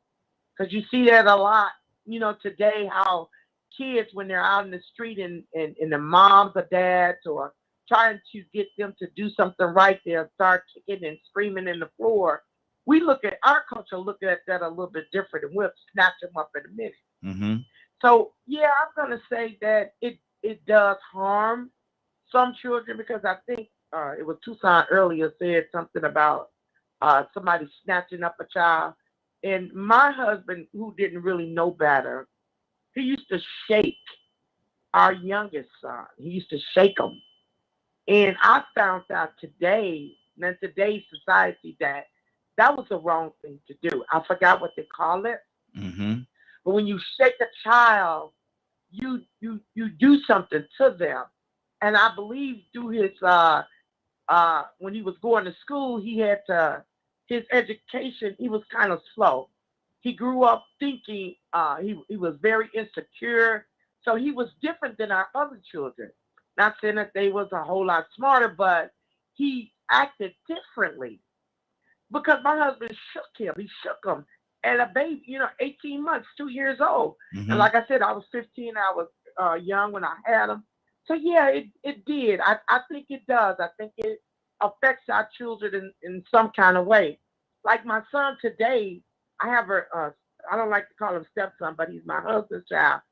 Instead of beating his children, what he does is he puts them in a corner and makes them hold books. And he'll make them hold books, and he'll threaten them that if one of them falls, he's going to do something. I've never seen him do anything, but they hold them books. But I did see a different way of them disciplining their children today. And that is a fact. That was an opinion. You know what I'm saying today. Absolutely. Mary, we love you too, Mary. And thank you for joining us. Definitely appreciate you. She said she got to go back to work now. Love you, family. Let me go to Captain. Captain, good morning, sir. How you doing this morning? Hey, good morning, Ryan. Good morning, family. We got a topic we're talking about this morning, talking about discipline and how to discipline the children. And if spanking the children, is it a good thing or a bad thing? Can it lead to that child becoming violent themselves because of what you do to them as a parent? What do you say to that? Right now, I don't think it would lead to them becoming violent themselves. I think if your spanking become abuse, you know, I mean, now we all remember to hear back in the day, you know, parents used to use extension cords. That was very abusive, man. But we didn't think it to be abusive. We thought pretty much that was the norm, you know, to whoop somebody with an extension cord. And, you know, my mother used to whoop you with a curtain rod, you know, bend all over across your head. You know, then we had the switch, you know, which psychologically, man, that really messed you up, man, because you had to go out and pick your own weapon, you know. But I just think that anything that is done in an abusive way will leave a scar. I think there's a balance of being able to chastise your child. I don't think all the time it has to be physical. I don't think it all the time to be physical. But mothers, you know, would spank a child's hand, you know. If a child get ready to do it, I mean, ain't nothing wrong when you see your child get ready to be something, you spank their hand. I mean, that's a form of chastisement. The child be thinking, well, I bet you I ain't going to do that no more. I just think it has to be not abusive. I think, you know, we are living in an age now where we could communicate better than, you know, my mama said, I could show you better than I could tell you. Well, when she said that, you was in trouble, man. You know, no, please tell me. I don't want you to show me. I do believe that we have to be able to be balanced in how we treat our children. Old yesterday school's method may not apply to today's learning. So I think it's up to the individual on being very balanced. I think we are learning to use communication more than we use a physical hand. And I imagine any abuse, you whoop somebody enough, you know, it will lead to violence. You know, I mean, especially if you chastise them out of hate. And this is what I heard Sister talk about. You know, you're dealing with some stepchild, and sometimes step parents, as we call them, does not use the same level of chastisement on their own children than they do someone else. And that mother would see that, and that could create a problem. Then that means she become heavy-handed on his child, and that could go back and forth. But I think it's a balance to it, and you know, that's my opinion. Wow, that's good. That's good. God, is what's on your heart, sis? God just can't find that mute button. There you go. I think everybody pretty much has spoke regarding it very passionately and vividly. The lady who came on, you know, and there is some different mentality that has taken place from us getting spanked and everything. So I just think that here in today's world, it's a total different thing. These kids now, they have little respect. So it's like, darn if you do, darn if you don't. All I know is you bring your kid over here, they act up, don't drop them off. Don't drop them off. And I'm not abusive or any of that sort. But if they're doing something that I feel like shouldn't be done, that is dangerous to them, they're going to get spanked. And that's where my spanking came in. If you knew you shouldn't have been doing something, and I know that you can really harm yourself or whatever you was doing, then you're going to get spanked. it is what it is. Let me ask you this question, Goddess.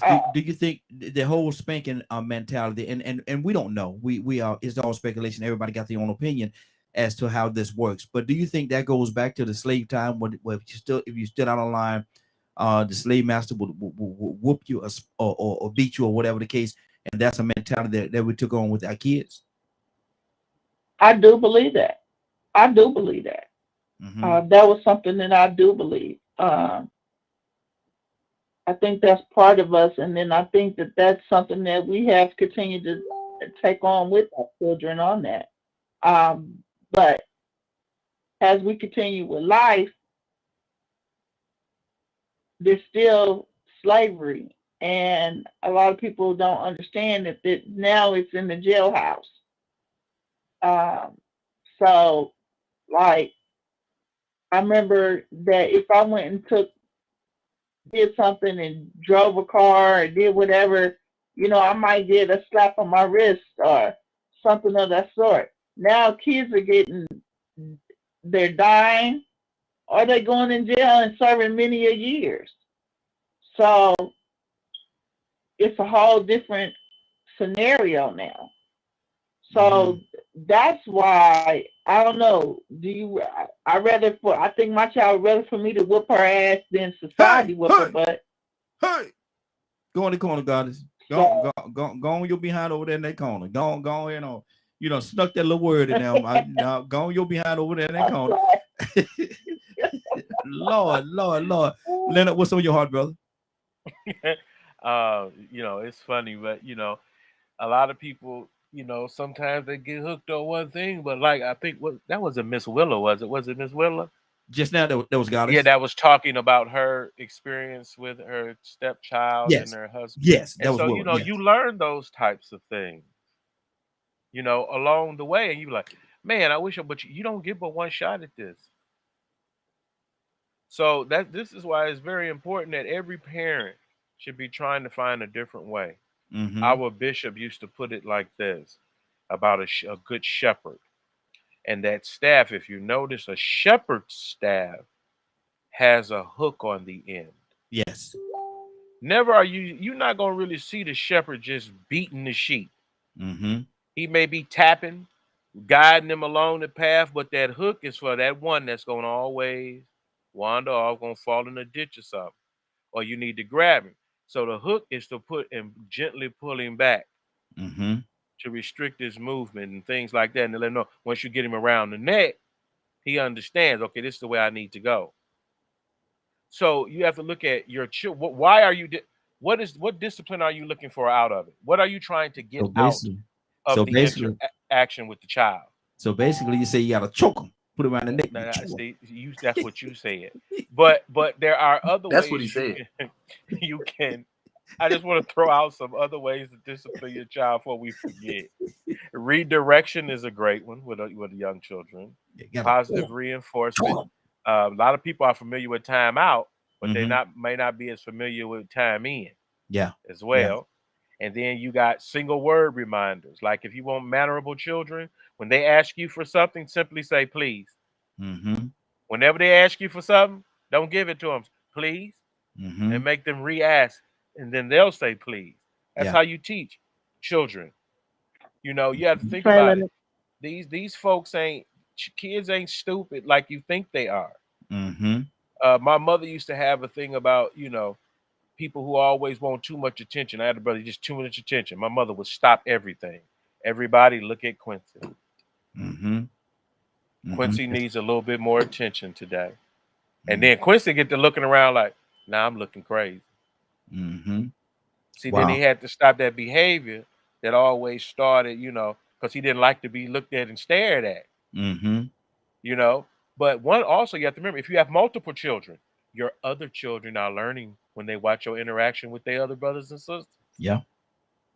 So trust me, parenting ain't easy, which is why I just go off with people that just making babies with no plan. They ain't ready, they don't have no skills. And now we're sending people out into society raised by folks that ain't had no skills or nothing to really raise them properly. Man, y'all better be careful with mama. Mama got a mean left hook, boy. You see how mama hit? Mama tried to mean hit him hook, boy. She hit Johnny and knocked him out. God, oh my, no, don't mess with Mama. Told you with a T talk to me, sis. Y'all know I gotta be silly, man. This is a very serious topic, man. But I gotta throw some humor in there every now and then. I told you with a T. What's on your heart, sis? Talk to me. Yeah, that's because you done tried, Mama. Exactly. Mama done had to warn you about that left hook before.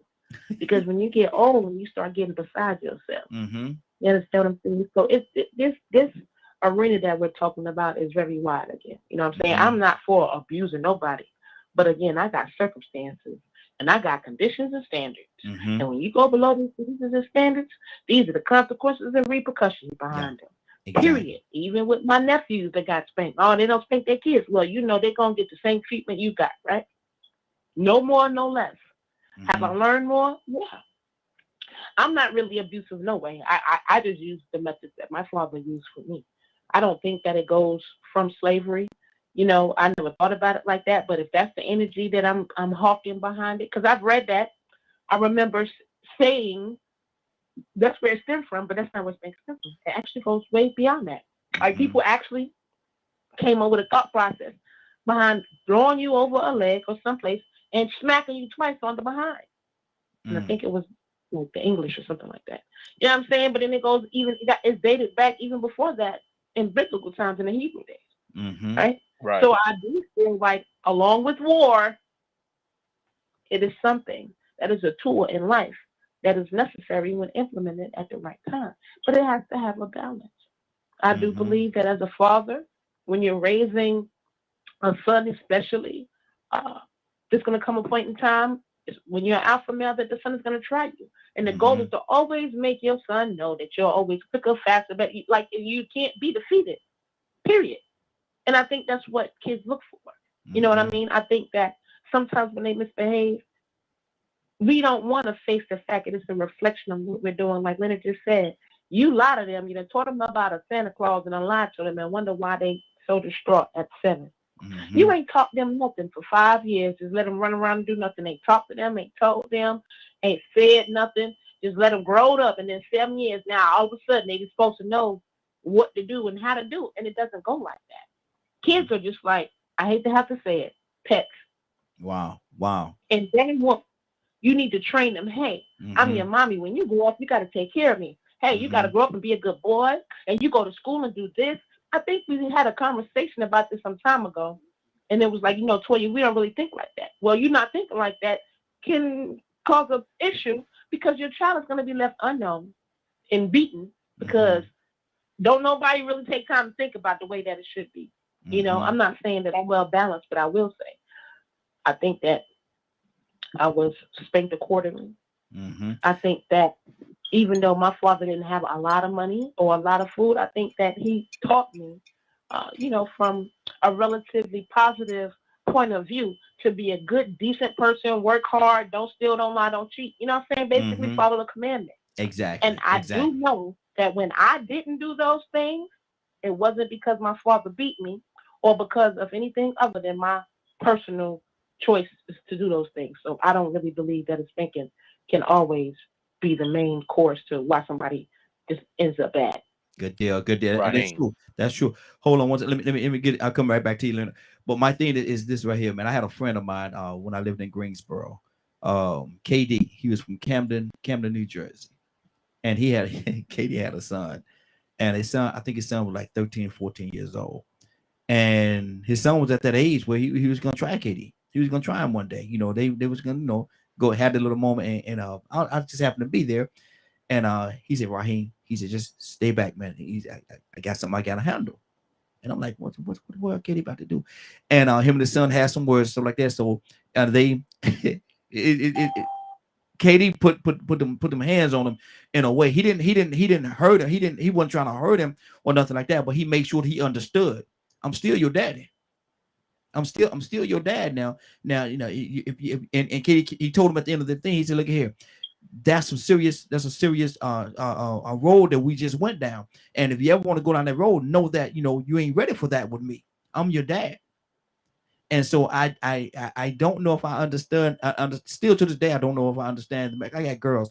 I don't know if I understood the message or something like that. But he said he had laid a ground rule a foundation for his son that his son would never cross. Rico, what do you say to that? I get it. You know, sometimes the threat of discipline is enough, but they got to at least know that it's a possibility that's on the table. You know, and maybe they don't know what a spanking is. You know, but the thing is, you know, you have to go to that extent sometimes. You know, when children are born into this world, they are not all going to be the same. If you recognize it or not, you have some children that are for some reason docile and passive. They might be a little lazy, and then you have some that are aggressive and they move fast. You know, most times if they move fast, they will be aggressive because they are more curious and they have more willpower. And that can be a good thing or it could be a bad thing. So, you know, I've seen situations sometimes where people will record their children doing things and you say, oh man, this is a viral moment. Look at them. I don't know how they figured out how they learned how to do that. They pulled that chair from the table, climbed up on top of that refrigerator and got these little Debbies that I've been hiding from them, that I've been keeping them. Oh, they climbed and they got up. Girl, I woke up this morning and that boy was up in the counter, up in the cabinets. I don't know how he got up there. And they recorded it. It's a viral moment. But it also could have been a dangerous moment. Exactly. And if you catch them in that situation, you might pop them. Boom. They ain't gonna understand why. They just trying to get to that candy that you done got them hooked on. They like their little Debbies. They like these snacks. And they gonna find a way to get to them snacks because they watch you and they saw where you put them. And they start putting two and two together. And somehow that logic starts kicking in. And it's something you didn't teach them. They found out how to make that knob turn on their own. All I got to do is get that door open, turn that knob. That's how you get in now. And the snacks is there. So they wake up early in the morning. Sometimes people set up a camera because they know this is what their child doing every morning. Then they walk in there and they catch them in the refrigerator. What you doing? And they take off running. Lay down and play sleep. Ain't nobody doing nothing. Or play sleep and got the candy all around their mouth. You been in there getting that candy? Lying. You know, and so like I like what Toya said. It was funny when she said that because I was thinking exactly at that moment what she was saying about how all of us have the same instincts that animals have, and it's a carnal instinct. Even animals chastise their cubs or their puppies when they're going and getting in harm's way. And they'll do it in a very gentle way at first, but you have a few of the tiger cubs or lion cubs that might want to be a little aggressive and go a little too far out and get in harm's way, and that mama will come in, that lioness will come in, and or the tigers will come in and check her in a little aggressive way. That's her way of spanking. But now you ask the question, did that come from slavery? The only thing that came from slavery is the abusive part of it, the extreme part of just beating your kids because you can. You know, Captain Dennis said that about the stepchild being treated different than your own child, getting a little bit more extreme beating. And see, that's what happened in slavery. Black people got a little bit more extreme discipline for the wrong reasons. And see, it's bad when you start getting this extreme discipline and then the discipline is unjustified. It's just because. It ain't just regular discipline, but it's lashes across the back. Or maybe, you know, the spanking progress to a hanging from a tree just to let you know that the threat exists. That's extreme. That's abuse. You know what I'm saying? But spanking didn't come from slavery. Spanking is just something that all animals do in some form. That's a carnal instinct for you to keep that child out of harm's way. The thing is now people will look at it and say, hey, that's cute. Let's go viral. No, that ain't cute. This could have turned out in a whole nother way. You need to spank that child, put that camera down and pop his hand. Don't sit there and watch him do this. Yeah. Because it might not turn out to be so cute the next time. Absolutely. Absolutely. Captain, talk to me. What's on your heart, sir? Well, you know, dear, I was thinking as I was listening to everyone, you know, we have to be, you know, very clear. And I think most parents today do not know the difference between punishment and discipline. And punishment is to give to them the reward, just rewards for any act that they have committed that has been an offense. And even though, if you say to a child who went to school, who skipped school, for example, Mm-hmm. and found out that they didn't go to school, so now you punish them. And when you punish them, you do couple of things. You normally would take something away from them that is something that they like, or you restrict them by telling them to go to their room. That's punishment. But discipline is always meant to help someone to get better at what they're doing. And I'm not trying to punish you, as I remember my pops used to say, I'm trying to discipline you. And I Mm-hmm. think discipline is something that we all need in our life. So you don't use the same methodology of punishment that you would do when you discipline someone. And I like what everybody say, when it become abusive, when you talked about slavery, I like what my man Rico said. Yes, slavery was extreme. When you sit there, they used to call the white man the cracker. And I heard Brother College said, why do you think we call the white man the cracker?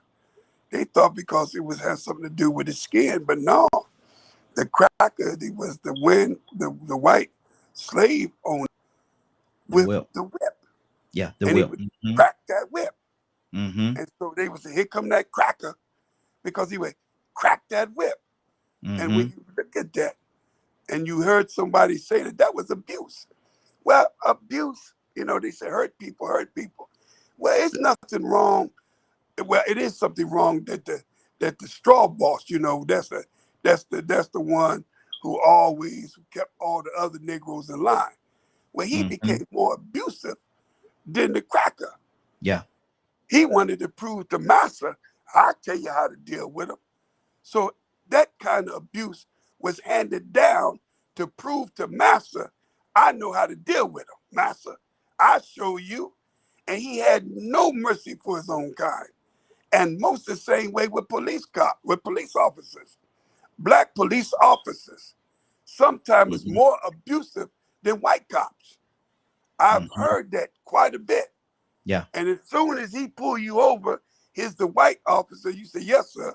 And then when the black cop talk to you, you say to him, hey, look here, brother, that offends him.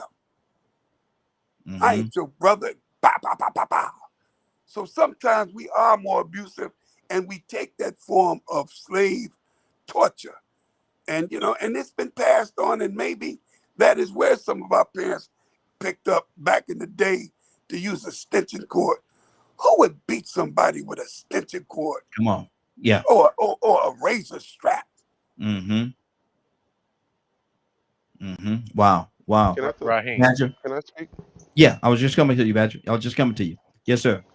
Um, I'm going to come from it from a different approach, Mm-hmm. or a different point of view.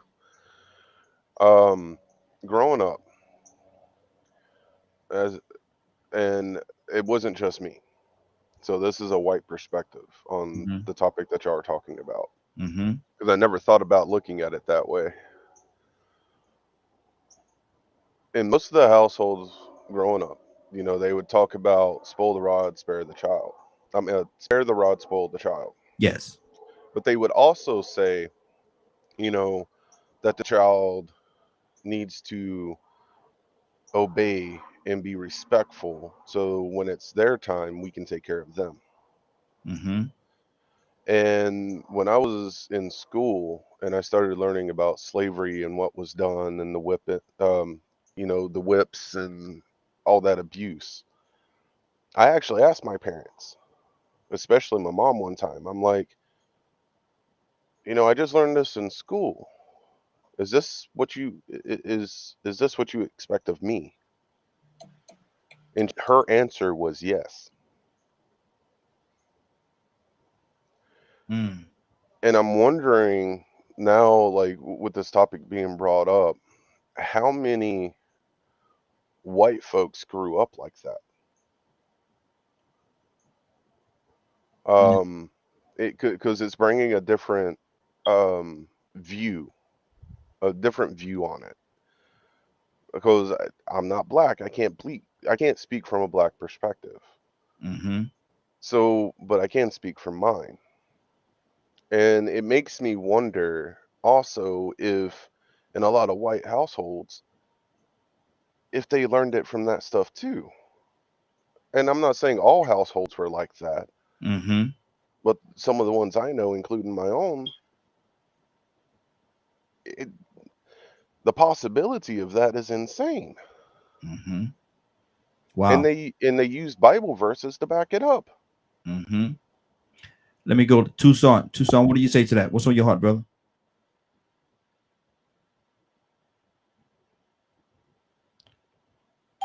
Tucson? That doggone mute button, you keep moving. Okay. What's on your heart, brother? You know, I was thinking about where you see the kid with the fork or something in their hand heading towards the electrical socket. What would you rather do? Count to see when they're going to stop? Tap them on the hand when they're real young, because, you know, hopefully they'll learn by the time they're 2. And or call the paramedics. Which one? So I don't know. People do things different, but I know that I would flare up really bad if my 5-year-old, when I tell him to do something, say, "You just stupid, you stupid black mother." What you say? Because there's kids, 5 and 6-year-olds, that are talking to their parents just like that. And I'm confused. How did they get there? Wow. When you thought it was cute, when you cussing your friends out and they're listening, and they decide that that's the way you communicate. So when they start communicating to you like that, now you got a problem. So I mean, if you start early, discipline comes easy, I think. But if you wait till you try to discipline a 12-year-old, you're in trouble. Now you wonder why they got 16 teeth in their mouth. Right. Yes, sir. 16. You heard that? I wanted to make sure I went back to something that Captain Dennis said, because he hit the point that I wanted to make, but I had forgot. Especially with our Bible people. Spare the rod, spoil the child. Discipline is not whipping. Whipping is punishment. Spanking is punishment. It's not discipline. So you have to remember that, like Captain Dennis had said, there's a difference between discipline and punishment. You're punishing your children when you're whipping them. You're not disciplining them. You hope that it will change their behavior, but that's why they had these big fancy words and concepts like positive and negative reinforcement. Did whipping the child decrease or increase the behavior? Look at recidivism.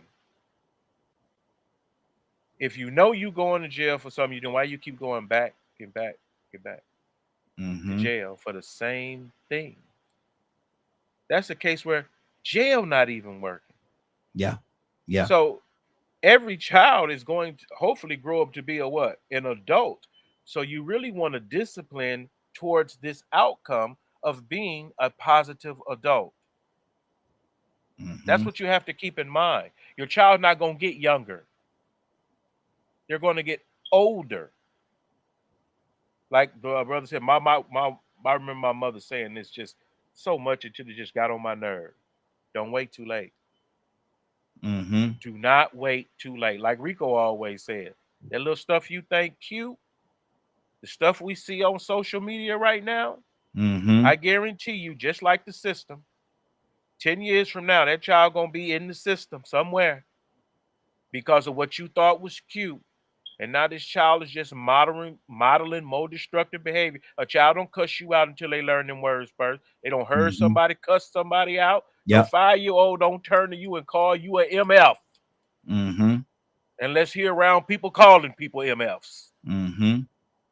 And then go using the right man. Come on now. Use it in church. In church. Exactly. This pastor that well, hey. You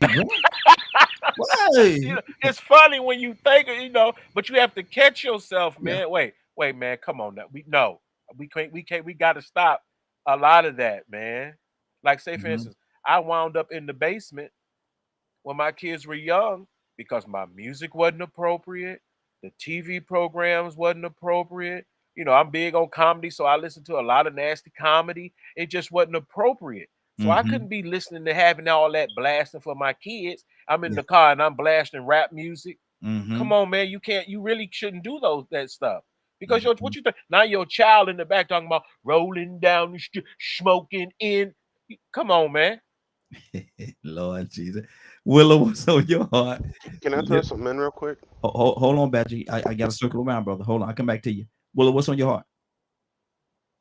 I was when they was talking about the Bible verses, I was thinking about the one that says that the fear of the Lord is the beginning of knowledge.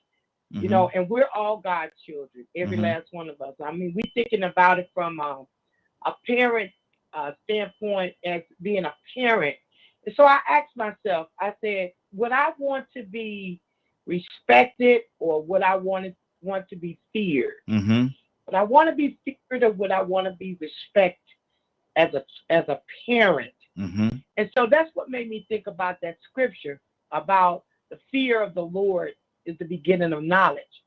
And it's the fear that not that you are afraid of your father or your mother, but you are afraid of the consequences that comes with my choices. Yeah. And as a parent, I believe what we do is, and we don't always get it right. We don't.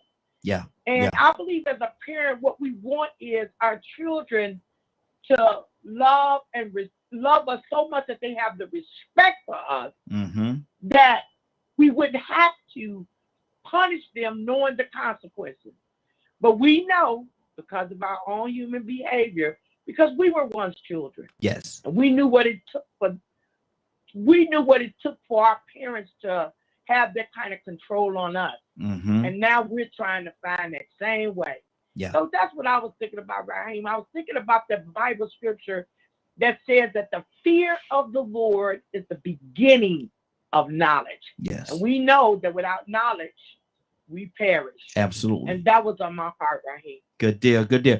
Y'all, I didn't need Cassandra done snuck in on Annie and see when she came in. Cassandra, good morning. How you doing this morning? Good morning. Annie, see you. How long you been there? Oh no, I was listening online at first. Oh, okay. Okay, good. What's on your heart? We're talking about discipline the children. Is it a good thing or bad thing? Does it has a potential? And you can speak from the counseling standpoint as well. Does it have the potential of making that child become violent or have violent tendencies because of the way that you discipline them? What do you say to that? I guess it can in certain situations. If it's abusive. I've told this story before when my mom thought that I had taken $60 that she left at home. And she when she got home, she was looking for the money. She said, "You let somebody come in here and take my money." And so she said, she told me, "Take off all my clothes." So I took off all my clothes. She tied me. She had one of those big 4-post beds. She tied me to the bed and she took a brown extension cord. I hate those brown extension cords to this day. And she beat me until she was tired. And of course, I couldn't go anywhere. I couldn't do anything because it was, you know, I was tied down. So she whipped me until she was tired. I had welts all over me. She untied me. I crawled on the floor in the corner. She went in the kitchen, got a bottle of bleach. Oh, Lord Jesus. And we had those wooden floors. She threw the bleach on me. And to this day, on my right arm, I have one of the whelps that busted open because when that bleach hit those whelps, they just popped open. And later on that same day, she found out, my grandmother called and she was telling her, she said, I had to whip Cece because she let somebody come in and steal my money. And my grandma was like, well, what money? And my grandmother said, well, sister, remember you brought that money to me. So I have the money. I was holding it for you. And I heard the whole conversation and she never came back to me. And I mean, I had whelps. For weeks. My mother never came back, and that damaged me. So I believe in discipline, but I believe that you can take it into abuse, and I believe that's what used to happen to me. Did that make me violent? I wouldn't say that, but it was a combination of things. I was just angry because of the way that I had been treated. So there has to be boundaries, but I do believe the children need to be disciplined. I don't have a problem with spanking. I have a problem with abuse. Wow. Rico, it's painful just to even hear that, brother. It's painful to me just to hear that. What's on your heart? You know, I was thinking, Charles said something earlier, and I sort of spoke on this a second ago about how some children, you could tell they are aggressive. Everybody has individual personalities. You know what I'm saying? Everybody comes into this world, they still have some type of way about themselves. And, you know, as a parent, you really have to be able to observe and notice that. So, you know, Charles said something earlier about he's seen children before that never needed a spanking, and I have too. I've seen those children and they grew up to be some of the most successful, positive people you ever seen in your life. But I also know one other thing that happened. The people that raised them, they spent a lot of consistent quality time with them. They were consistent in the example that they led. They were consistent with the guidance, and it was a lot of abundance of that. And so therefore, you can actually put a child in a situation where you can prevent them from even getting in certain positions by catching them before they get there and explaining to them over time why they shouldn't do this and that. And if you lead by example consistently, you're good, you know, you have good guidance. Most of the time, disappointment works much more than a spanking would. So those children that didn't need a spanking, the spanking was just knowing that the person that they disappointed is disappointed in them. And they already knew ahead of time, I knew better, I know better. I got better standards than that. But it's really hard to be able to be that type of parent to raise a child you don't have to spank. But that really goes to show you now when you look at society and ask what's going on now, really what child has an opportunity to have a parent that can watch them consistently like that with no distractions, no babysitters. You know everything that's going on with them. You are monitoring pretty much their every move. Because you were once a child before too, you know, Willa said that and I say that all the time. We were children once before. We know what's going on. We knew when we had figured our parents out and was able to still get away with things that they still don't know about till this day. Even when we were 4, 5, or 6 years old, it was things that we figured out and got away with that they didn't know about. But we still did it because we didn't want to get either a spanking or we just didn't want to disappoint them. But us as adults, as we get to be parents, we have to realize, you know what? They're still going to figure some things out. They're still going to figure out how to get to them little Debbies. So what I got to do is make sure that I watch them and know that there's a possibility that that's what they're about to do. And I'm going to stop them ahead of time. And I'm going to tell them this is the reason why I'm doing this and that because of the consequences that may lie ahead and the threat that I'll be disappointed. And then if you just got it in your nature to be defiant, the threat that I might spank you. Now, Rico, now I'm about to stop you from doing that, brother. I'm about to stop you from doing that. You keep saying it, man. Little Debbie. Now you know Little Debbie ain't little no more. That's Big Shirley now. Little Debbie is Big Shirley now. Well, now little Debbie, you know what I'm saying? They can't eat Big Shirley. They can't eat Big Shirley. They can only eat Little Debbie. They could turn into Big Shirley. Exactly. But they can only eat Little Debbie to get there. A lot of them. Exactly. A lot of them. Exactly. Little Debbie ain't little no more, brothers. She don't. One thing I want to say though, man, I keep forgetting to say this, man. Mm-hmm. In the way that this sort of relates back to slavery, bullies always dominate the most vulnerable people. Yeah. And they create and take advantage of that atmosphere, that opportunity. And I put it in the post earlier. Some of these children's biggest bullies are their parents. Mm-hmm. Something created that bully in that parent, but that parent is taking out on that child what they can't do to other people on the street, whether it's with that mouth, emotional, mental abuse, verbal abuse, or whether it's with the hand. Maybe they go out in the world and they got a lot of mouth, but they ain't got no tail to back it up. So people like to whoop on them for fun. But now they got children. And when they get home, they the baddest talking something you know. And not only they bad talking, but they bad with them hands. They real bad. So their discipline is totally different. You know what I'm saying? You might beat the child just for opening her eyes while you're washing her hair. You open your eyes one more time, I'll bust your head with this glass. You just taking advantage of the opportunity to be a dominant force and to strike fear into people. I think that sort of comes from the slavery aspect, that anger and that frustration, and the fact that you're taking advantage of the most vulnerable people because you can. Yeah, exactly. I think we have Public Citizen. Public Citizen, good morning. How you doing this morning? Good morning. I've been listening for a while, so I agree with almost everything everyone said. I think one thing I didn't hear anyone say is that kids imitate what they see a lot. So if they see us using violence to solve our problems, then they're going to think that that's what they should do. There's a bunch of research that corporal punishment actually changes the way the brain works. They did MRI studies on the brain, and kids who get corporal punishment, parts of their brain are deactivated. I think somebody mentioned the prefrontal cortex earlier, and that's the part of the brain that deals with decision making and handling emotions and planning and all that stuff. So I'm against it. I'm really against it. I didn't get that many spankings growing up. I got a few.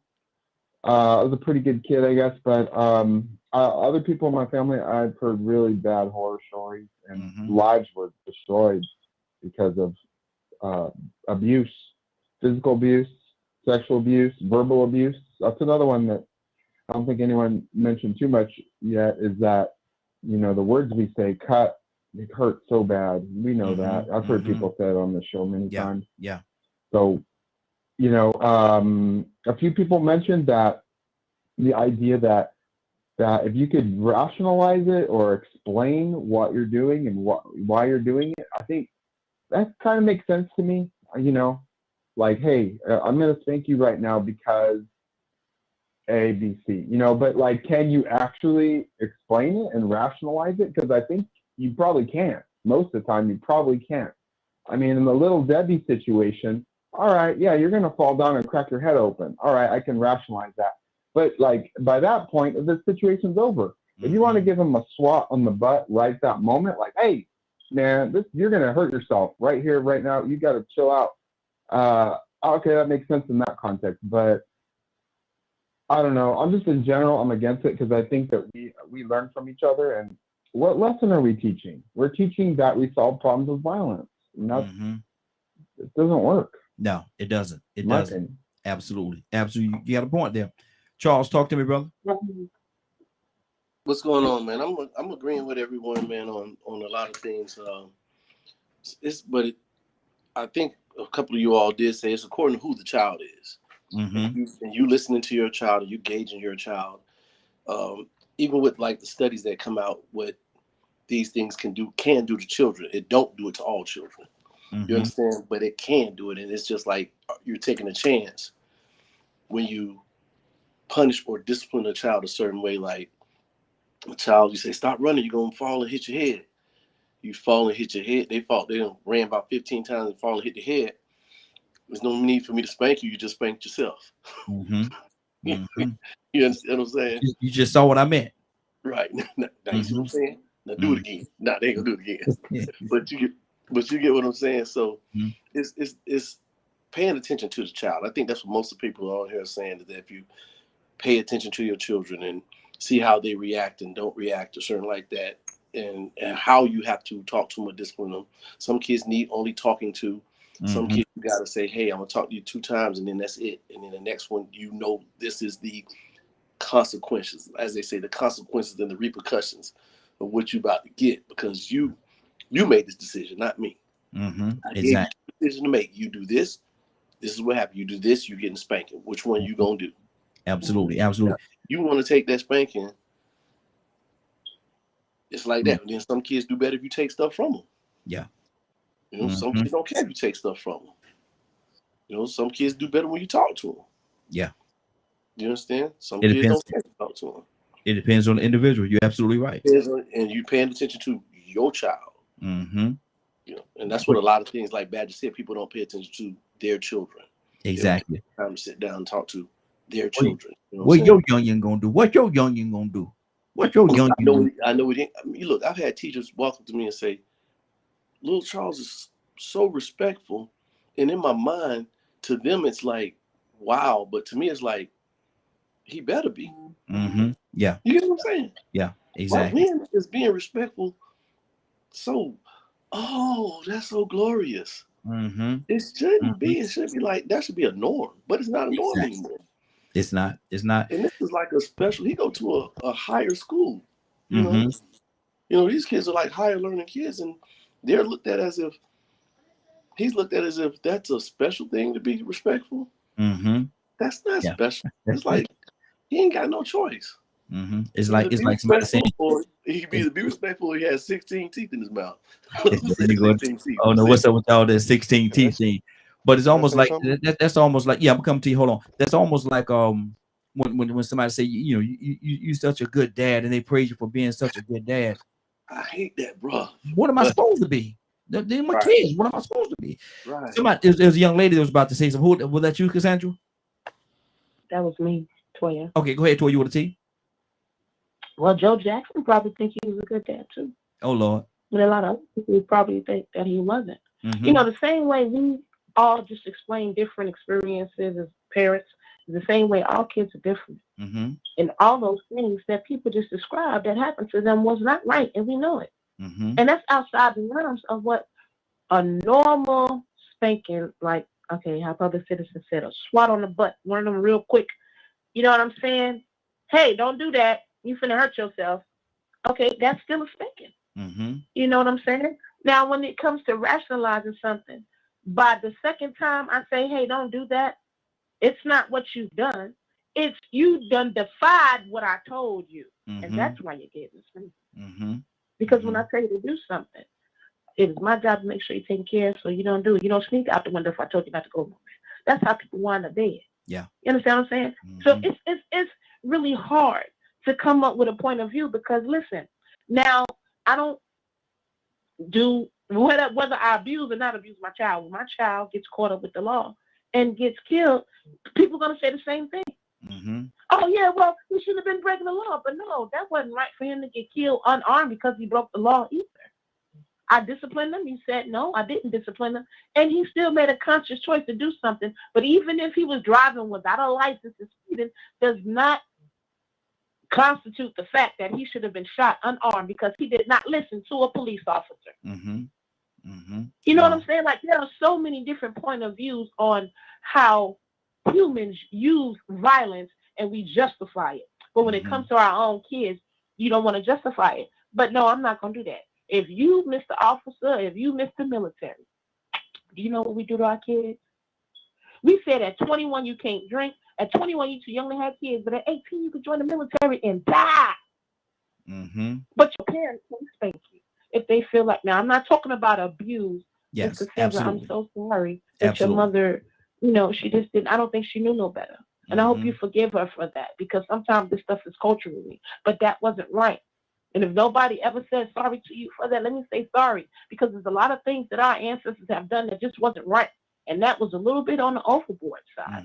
You understand what I'm saying? But it doesn't constitute the fact that you can whack somebody on their butt and not have them same consequences.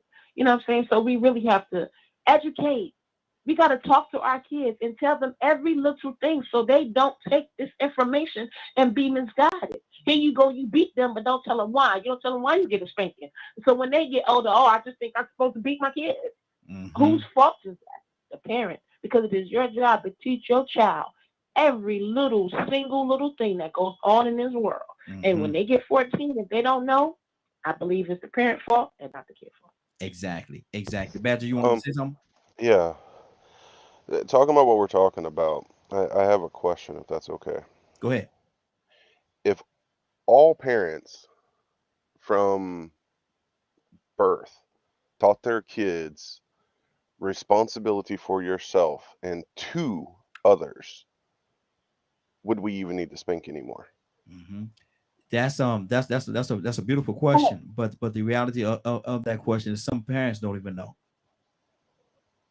And that's the sad part about it. Can you say that again? Some parents don't even know. Exactly. That's the deal with life. Sometimes people get overboard, but why you think God created people to be different? We're human. We can explore things. Just all of them don't constitute a whooping. So that's us adults.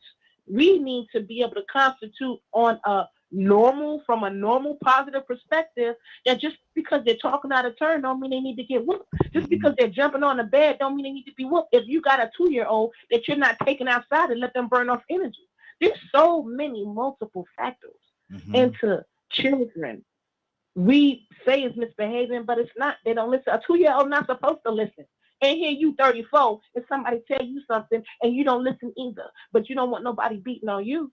You understand what I'm saying? But there's still a difference when you're raising a child and you tell them, for instance, hey son, did you smoke a cigarette? Nah, Dad, I ain't never smoked no cigarette. Well, I saw you smoke a cigarette. So now I'm finna whoop you for lying, not for smoking, because you're not supposed to lie to me. But if you never told them don't lie to you, how do they know? And then why are you spanking them? So there's a bunch of different aspects that we drop the ball on. We don't like to be wrong. We don't want to self-reflect. And it causes a lot of confusions. And that's why we have the situations that we have right now with spankings and not spankings, too much spankings and all that. Because we're just not doing it right. Can I finish saying what I was trying to say? Okay, what were you trying to say, Badger? You know, following up that question, I think Charles asked what I said. Teaching the child, be responsible for yourself and 2 others. That includes when I do something because I reacted, because I was upset or angry. I actually take the time to explain to my child that the way I behaved is not acceptable and how it can affect others. And to me, looking and observing society, I have asked this question in many different would arenas be an appropriate word? No. Platforms. You know, from people that are mental health coaches on Twitch and YouTube and different things like that. And I've asked the same question. And you'd be it's insane how many people don't understand what that phrase actually means. That's why I wanted to ask it here, because I don't think I ever have. Okay. Anybody want to tackle that? What is it? I must have missed it. If all parents taught their kids to be responsible for themselves and 2 others, would we even need to have to spank or any of that anymore? I think over a period of time, things would change. A lot of people trying to change the world right now are people like Mr. Cassandra. Or yourself, for instance, who have come from those backgrounds.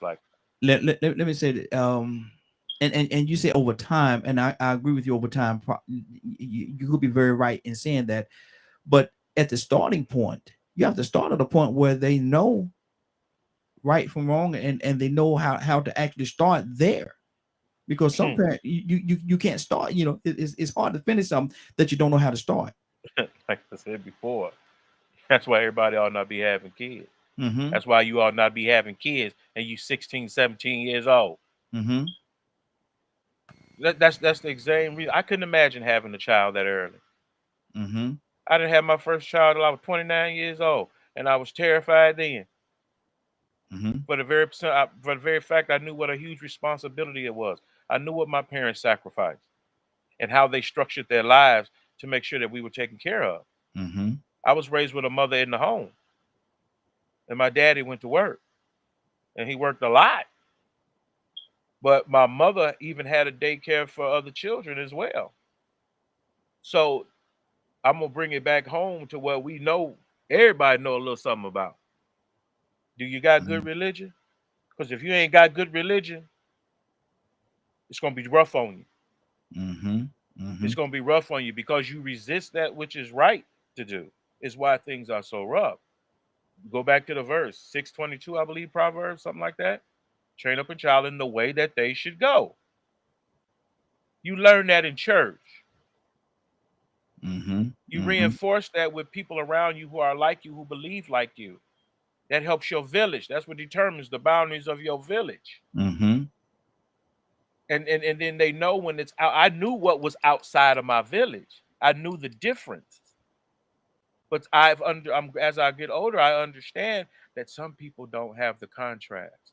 Yeah, I was born in a home with Christian parents, but guess what? I was out in them streets.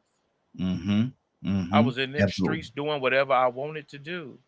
But there were boundaries. I knew what it was I should and should not do. When was too much trouble? Did I want that trouble?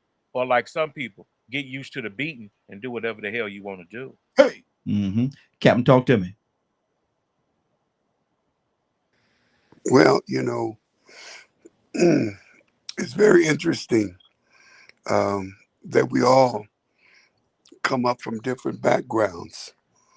I think our lifestyle, our parents, and the way we all was raised, whether we was raised from a single parent home or whether we was raised with a disciplinary father, I think they was only able to pass on the same thing that their parents passed on to them. I mentioned that this is a generation of youth that we came up as do as I say, not as I do. That was a generation I was a part of. And in that generation, my mother, I told you, would send me to get a pack of cigarettes, and then I give it to her. And she would say, okay, don't let me catch you smoking. All right, well, I would never say, why are you smoking? That would never cross my mind. Mm-hmm. But this is a generation today. If you tell them that, they're going to say, well, why are you doing it? Mm-hmm. Why are you doing it? So, why demands an answer. So we're dealing with a technology type of, these children are being raised by social media. They don't have parents no more. Mm-hmm. Social media is what TikTok raised them, Instagram raised them, Facebook raised them. So we have to use approaches that would fit modern day mindset. And I remember Fat Joe got a great saying, yesterday prices is not today's prices. Yes. So in reality, things change. And we have to adjust to the change. I admire the men and women on this line who share their personal experience. I didn't know, for Professor Leonard tell me he didn't have a child at 29. I'm so damn embarrassed to say when I had one. He make me feel so embarrassed, like, damn, Lynn, I was 17 years old, but I couldn't imagine. I was too silly. It really wasn't because I was trying to have one. I just didn't wrap him up, man. I didn't have my pops tell me, son, here, take this and put him on. I'm just freestyling, man, and boom, here we go, right?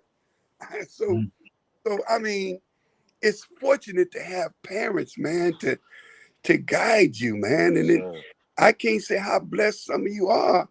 And I listen to my dear sisters, man. You know, I mean, I came up, family. I mean, the man was the protector of the woman. He was the protector of the daughter. I would go over it back when I was youngster. I would go, man, and throw the rock at the window.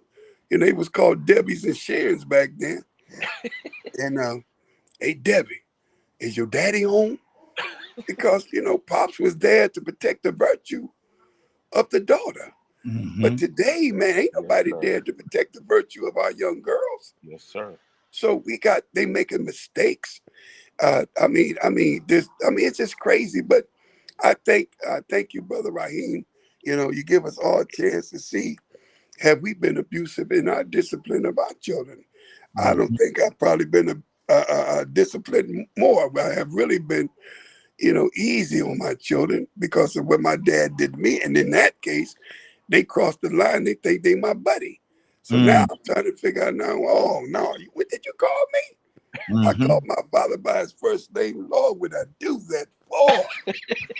What did I do that for? When you wake up, you could explain what you were trying to do. Oh, Lord, they didn't play that, man. Pops didn't play that. I called him, and I kept calling him Dad, and he didn't hear. I said, Harvey, telephone. Man, my Pops came, he took the phone, and he said, who called me? I'm sitting there eating a bowl of cereal. I said, I called you. Man, my Pops went upside my head, knocked the bowl out, man, knocked me out. So I've learned, I should have been not call me by my first name.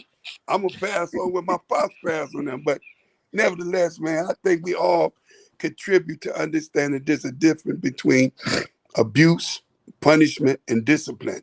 And I think that we all have to apply what we believe the sentiment of our children. Nobody know your children better than you.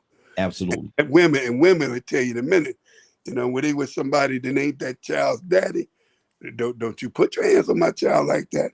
And then the children would tell you, you ain't my daddy. So that's what I got to say, my friend. Cassandra, good deal. Cassandra, what's on your heart? Yeah, I appreciate everything that everyone has said. And, you know, right now I'm working a part-time job as a behavioral children in Dallas, Georgia every night. And we have a unit where these kids many of them have been abused. Many of them, we have, I'm just going to say this really quick. We have one white girl, right? She is 17. Her parents are doctors, and nobody was like, she had no limits, no controls. And so then she got out of hand where she was doing drugs, running with a really bad gang, getting into trouble constantly. And so their remedy was to put her in the center, the behavioral center, trying to, you know, correct that behavior. Well, this child was was getting into so much trouble that she graduated high school this year. She's 17. She graduated high school this year. They brought her out of the center, took her to her graduation, and then brought her back to the center. Her parents are at their wits' end. But when you allow children to just be on their own, and several people have said it, no supervision, no discipline, no nothing, you get just whatever you get. Yeah. Because they don't have any guidance. They're following what their friends are doing. And it's sad, and it hurts me when I'm there with them, and I try to, you know, let them talk, find out, you know, their stories. But most of all, I just try to listen to them. You know, let them tell their stories. And when you hear their stories, you understand how they got so angry and bitter and want to, you know, take it out on the world. So we got to know the difference. Cap said it perfectly between discipline, punishment, and abuse. Absolutely. And Cassandra just said that the parents are doctors, so it has nothing to do with economics. It has nothing to do with the economic stature that a person would have. You know, if I'm gonna leave it right there and let you go from there. Willa, what's on your heart? Well, That's true. It doesn't sometimes, but your children need some attention. I don't care what and that's our problem in today's society. The father missing, the mother has to work, and she's too tired to even have an intimate conversation with the child. And the children pick up from other kids. So yeah, it does. Our priorities sometimes get totally out of order, trying to be a good parent, to be a good provider, but at the same time we mess each other up as when they become adults, is what I'm trying to say, because a lot of times they miss issues, those things that we missed because we was working so hard to take care of them. When I was 15, of course, everybody know my story. My son tell me today, Mom, I didn't know how to read, and I asked you to help me read. You were on the phone talking to your sister, and you totally ignored me. That had bothered me. It really did. Until I had a conversation with him, and I said, son, I'm sorry, and I apologize for what I did when I was that age. I didn't know no better. I say, how can I try to make it up now? I say, but you don't have to just keep using that as an excuse, because you're old enough now to go back to school. So yeah, it's kind of hard right here, especially nowadays. And that's what's on my heart. Absolutely. Rico, talk to me, brother. I'm big on saying this, man. That thing called quality time, positive reinforcement, and also it comes down to being your brother's keeper. What Badger was saying is true. It's obviously true that if you was to teach children to be responsible and accountable and hold them accountable, it would be a better place. But the reality is, just like, we're surprised to hear people say, oh, your children are respectful. It's surprising to hear that, because the reality is that you don't have a lot of children being taught respect. So it's hard to accept that. It might be strange to hear that. But, that's the true reality, is the fact that we have to be our brother's keepers too, because some people might have lost their parents at 4 or 5 years old. And those people that had to take care of those children didn't want that burden. Some people had to take care of children that were born to crackheads and they were in prison. And somebody in the family said, well, you know what? I really don't feel like doing it, but before y'all put these children in foster care, I'll take them in. And that's all they do. They just put a roof over their head, but they still don't give them any quality or consistent time, or they don't treat them like they do their own children. They just treat them as a responsibility or an obligation. I'm just doing this because I gotta do it. And so, that's what the reality is that all of us melanated people on this panel are descendants of traumatized people. Traumatized people that it is a very good possibility that they displayed a lot of misdirected anger. They couldn't take out on Massa what Massa was doing to them and doing to their children. So they came back and did it to somebody else. A lot of traumatized black men that couldn't take out on the boss man or Massa what he deserved to be able to do, but he wasn't going to be able to do it because he was outnumbered. He was outgunned. So he came home and he displayed that misdirected anger at his wife and his children. Wow. So that's the reality, is that, sometimes it's just not possible for everybody to have that positive reinforcement, and have those parents to teach them to be responsible and accountable, because they're traumatized. That husband that lost that wife, and that child that lost that mother at a young age, they're traumatized. They don't even know how to cope with each other. He might be angry. He might just be coping. He might just be depressed. He might be sad. Whatever it is, he can't give you that quality time and that positive reinforcement that you should get as a child, because he's traumatized. So, in this life, in this world, this human experience, in a perfect world, what if we could do that? But the reality is that it's impossible for that to happen. So we just have to learn how to observe, be our brother's keeper. Good deal. We got to get out of here, man. It's 08, but I want to go to Goddess before we get out. Goddess, give me your quick version now. Goddess, I say your quick version now. Because Goddess, first you can't find a mute button. I know she got to look for that mute button. So that's going to take about 10 minutes right there to find that mute button. Go ahead, sis. I got it. I just want to say that no one as a parent was given a law book.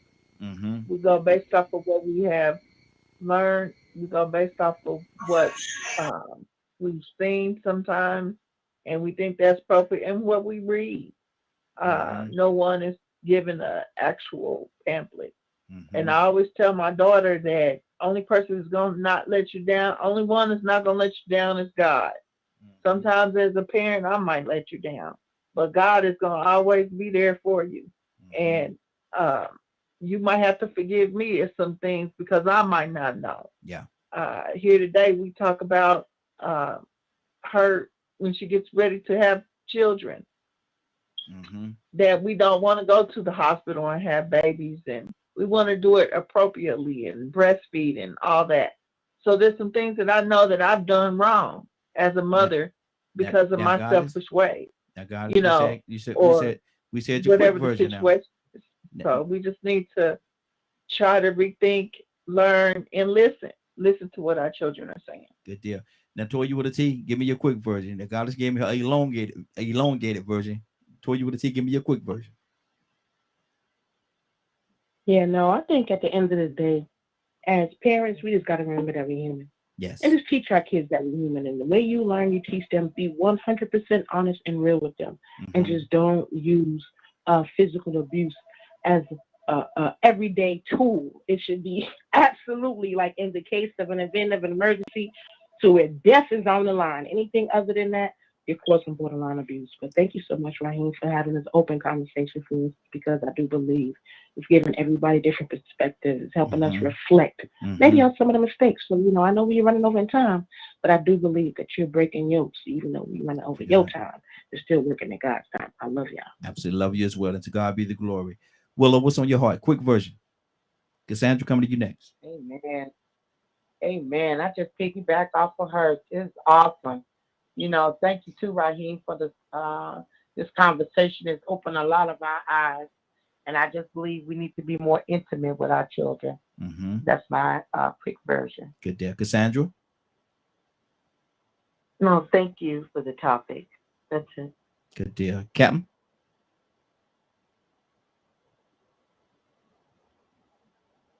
Captain, you there? Badger, your quick version, brother. You know, man, I can't say thank you enough. To have the privilege to be on here and share the knowledge that elders passed on to me is an absolute blessing. And I thank y'all for being all of y'all for being so open-minded to a different perspective of looking at life. This is the first time I've actually come out of the shadows and opened up and shared a lot of what I've been taught, and not have fear of being treated different because of my color or my what's called a disability. To God be the glory. Appreciate you, brother. Rico?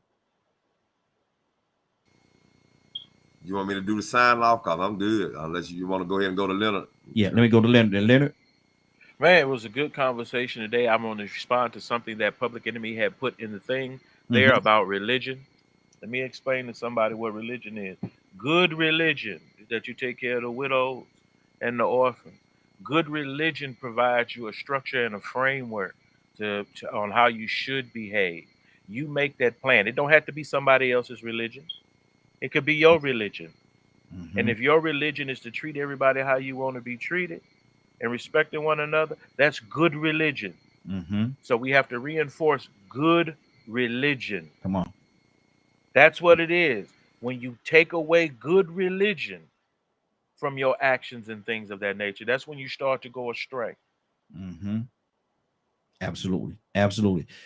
On that note, Rico, what's going on today, sir, at 3 o'clock? What's going on? First off, man, Leonard hit it on the head. Then I agree. Religiously teach respect. Yes, sir. Yeah. Religiously teach it. If you missed today's broadcast and would like to hear or see the rebroadcast in its entirety, you can tune in at 3 p.m. Eastern Standard Time on www.dkmmediagroup.com. Good deal. Good deal. Willow. Raheem, let's go. Willow, are you ready? I'm ready, Raheem. I am so ready to receive the word of God. Well, let's go. Amen. Father God in heaven, Lord, we thank you. First, Lord, we want to ask that if there has been anything that we've done, said, or thought that has been displeasing to you in your eyesight, Lord, we're asking for your forgiveness. Father, we love you, Lord, unconditionally, Lord. Father, we are so happy that you continually give us mercy and grace, knowing that sometimes, Lord, we don't even know what to do or what to say. Father, I'm so glad that you're in our lives each and every day, Lord. Father, I thank you for the protection and the guidance, the wisdom, the understanding. Lord, we just thank you so much for bringing us together on one accord. Father, keep the continuation of this show successful, Lord. Father, don't allow the enemy to come in at all. Father, we know that you're going to do it. We know that it's already done. Touch each and every last one that's on this line, Lord. Father, keep them safe. Keep them protected. The families, Lord. Keep Raheem and his family safe. In Jesus' name. Amen, amen, amen. We thank you, Lord, this morning. Yes, thank Lord. you so much. In Jesus' name. Amen. Exactly. And on that note, man, we could get out of here. That's it. That's it. But public citizen said he called me public enemy. Who am I, Chuck D or Professor Griff? I heard you, Leonard. He said, I just reject authority. Lord, what? Yeah, he missed it up. He forgot I'm public sorry. citizen in the public. I do apologize. I called you public. Oh man, old Professor Griff out here, man. He said, who am I, Professor Griff or Chuck D? Which one am I? You know what? Help me understand. I missed up. That was up. Listen, I want to thank everybody for joining us. It is now what is it, 10:16. I want to thank everybody for joining us, and more than that, I want to thank you for allowing DK and Media Group and Associates and the Morning Glow for being a part of your day. It is now 10:16. You're about to exit the Morning Glow, but before you go, I want you to do me two favors, if you will. One, I want you to continue to pray for us because we're certainly praying for each and every one of you. Number two, why this is real simple. I want you to go out there, find somebody, and give them a hug because you never know. It could be the only hug that they get, or it could very well be their last. Love you, and ain't nothing you could do about it. Have a great day and a better tomorrow. And we shine some of this light on you for the Morning Glow. Take it out there into this wicked and cruel world that we live in, and let your light so shine. If you get an opportunity, give somebody some love.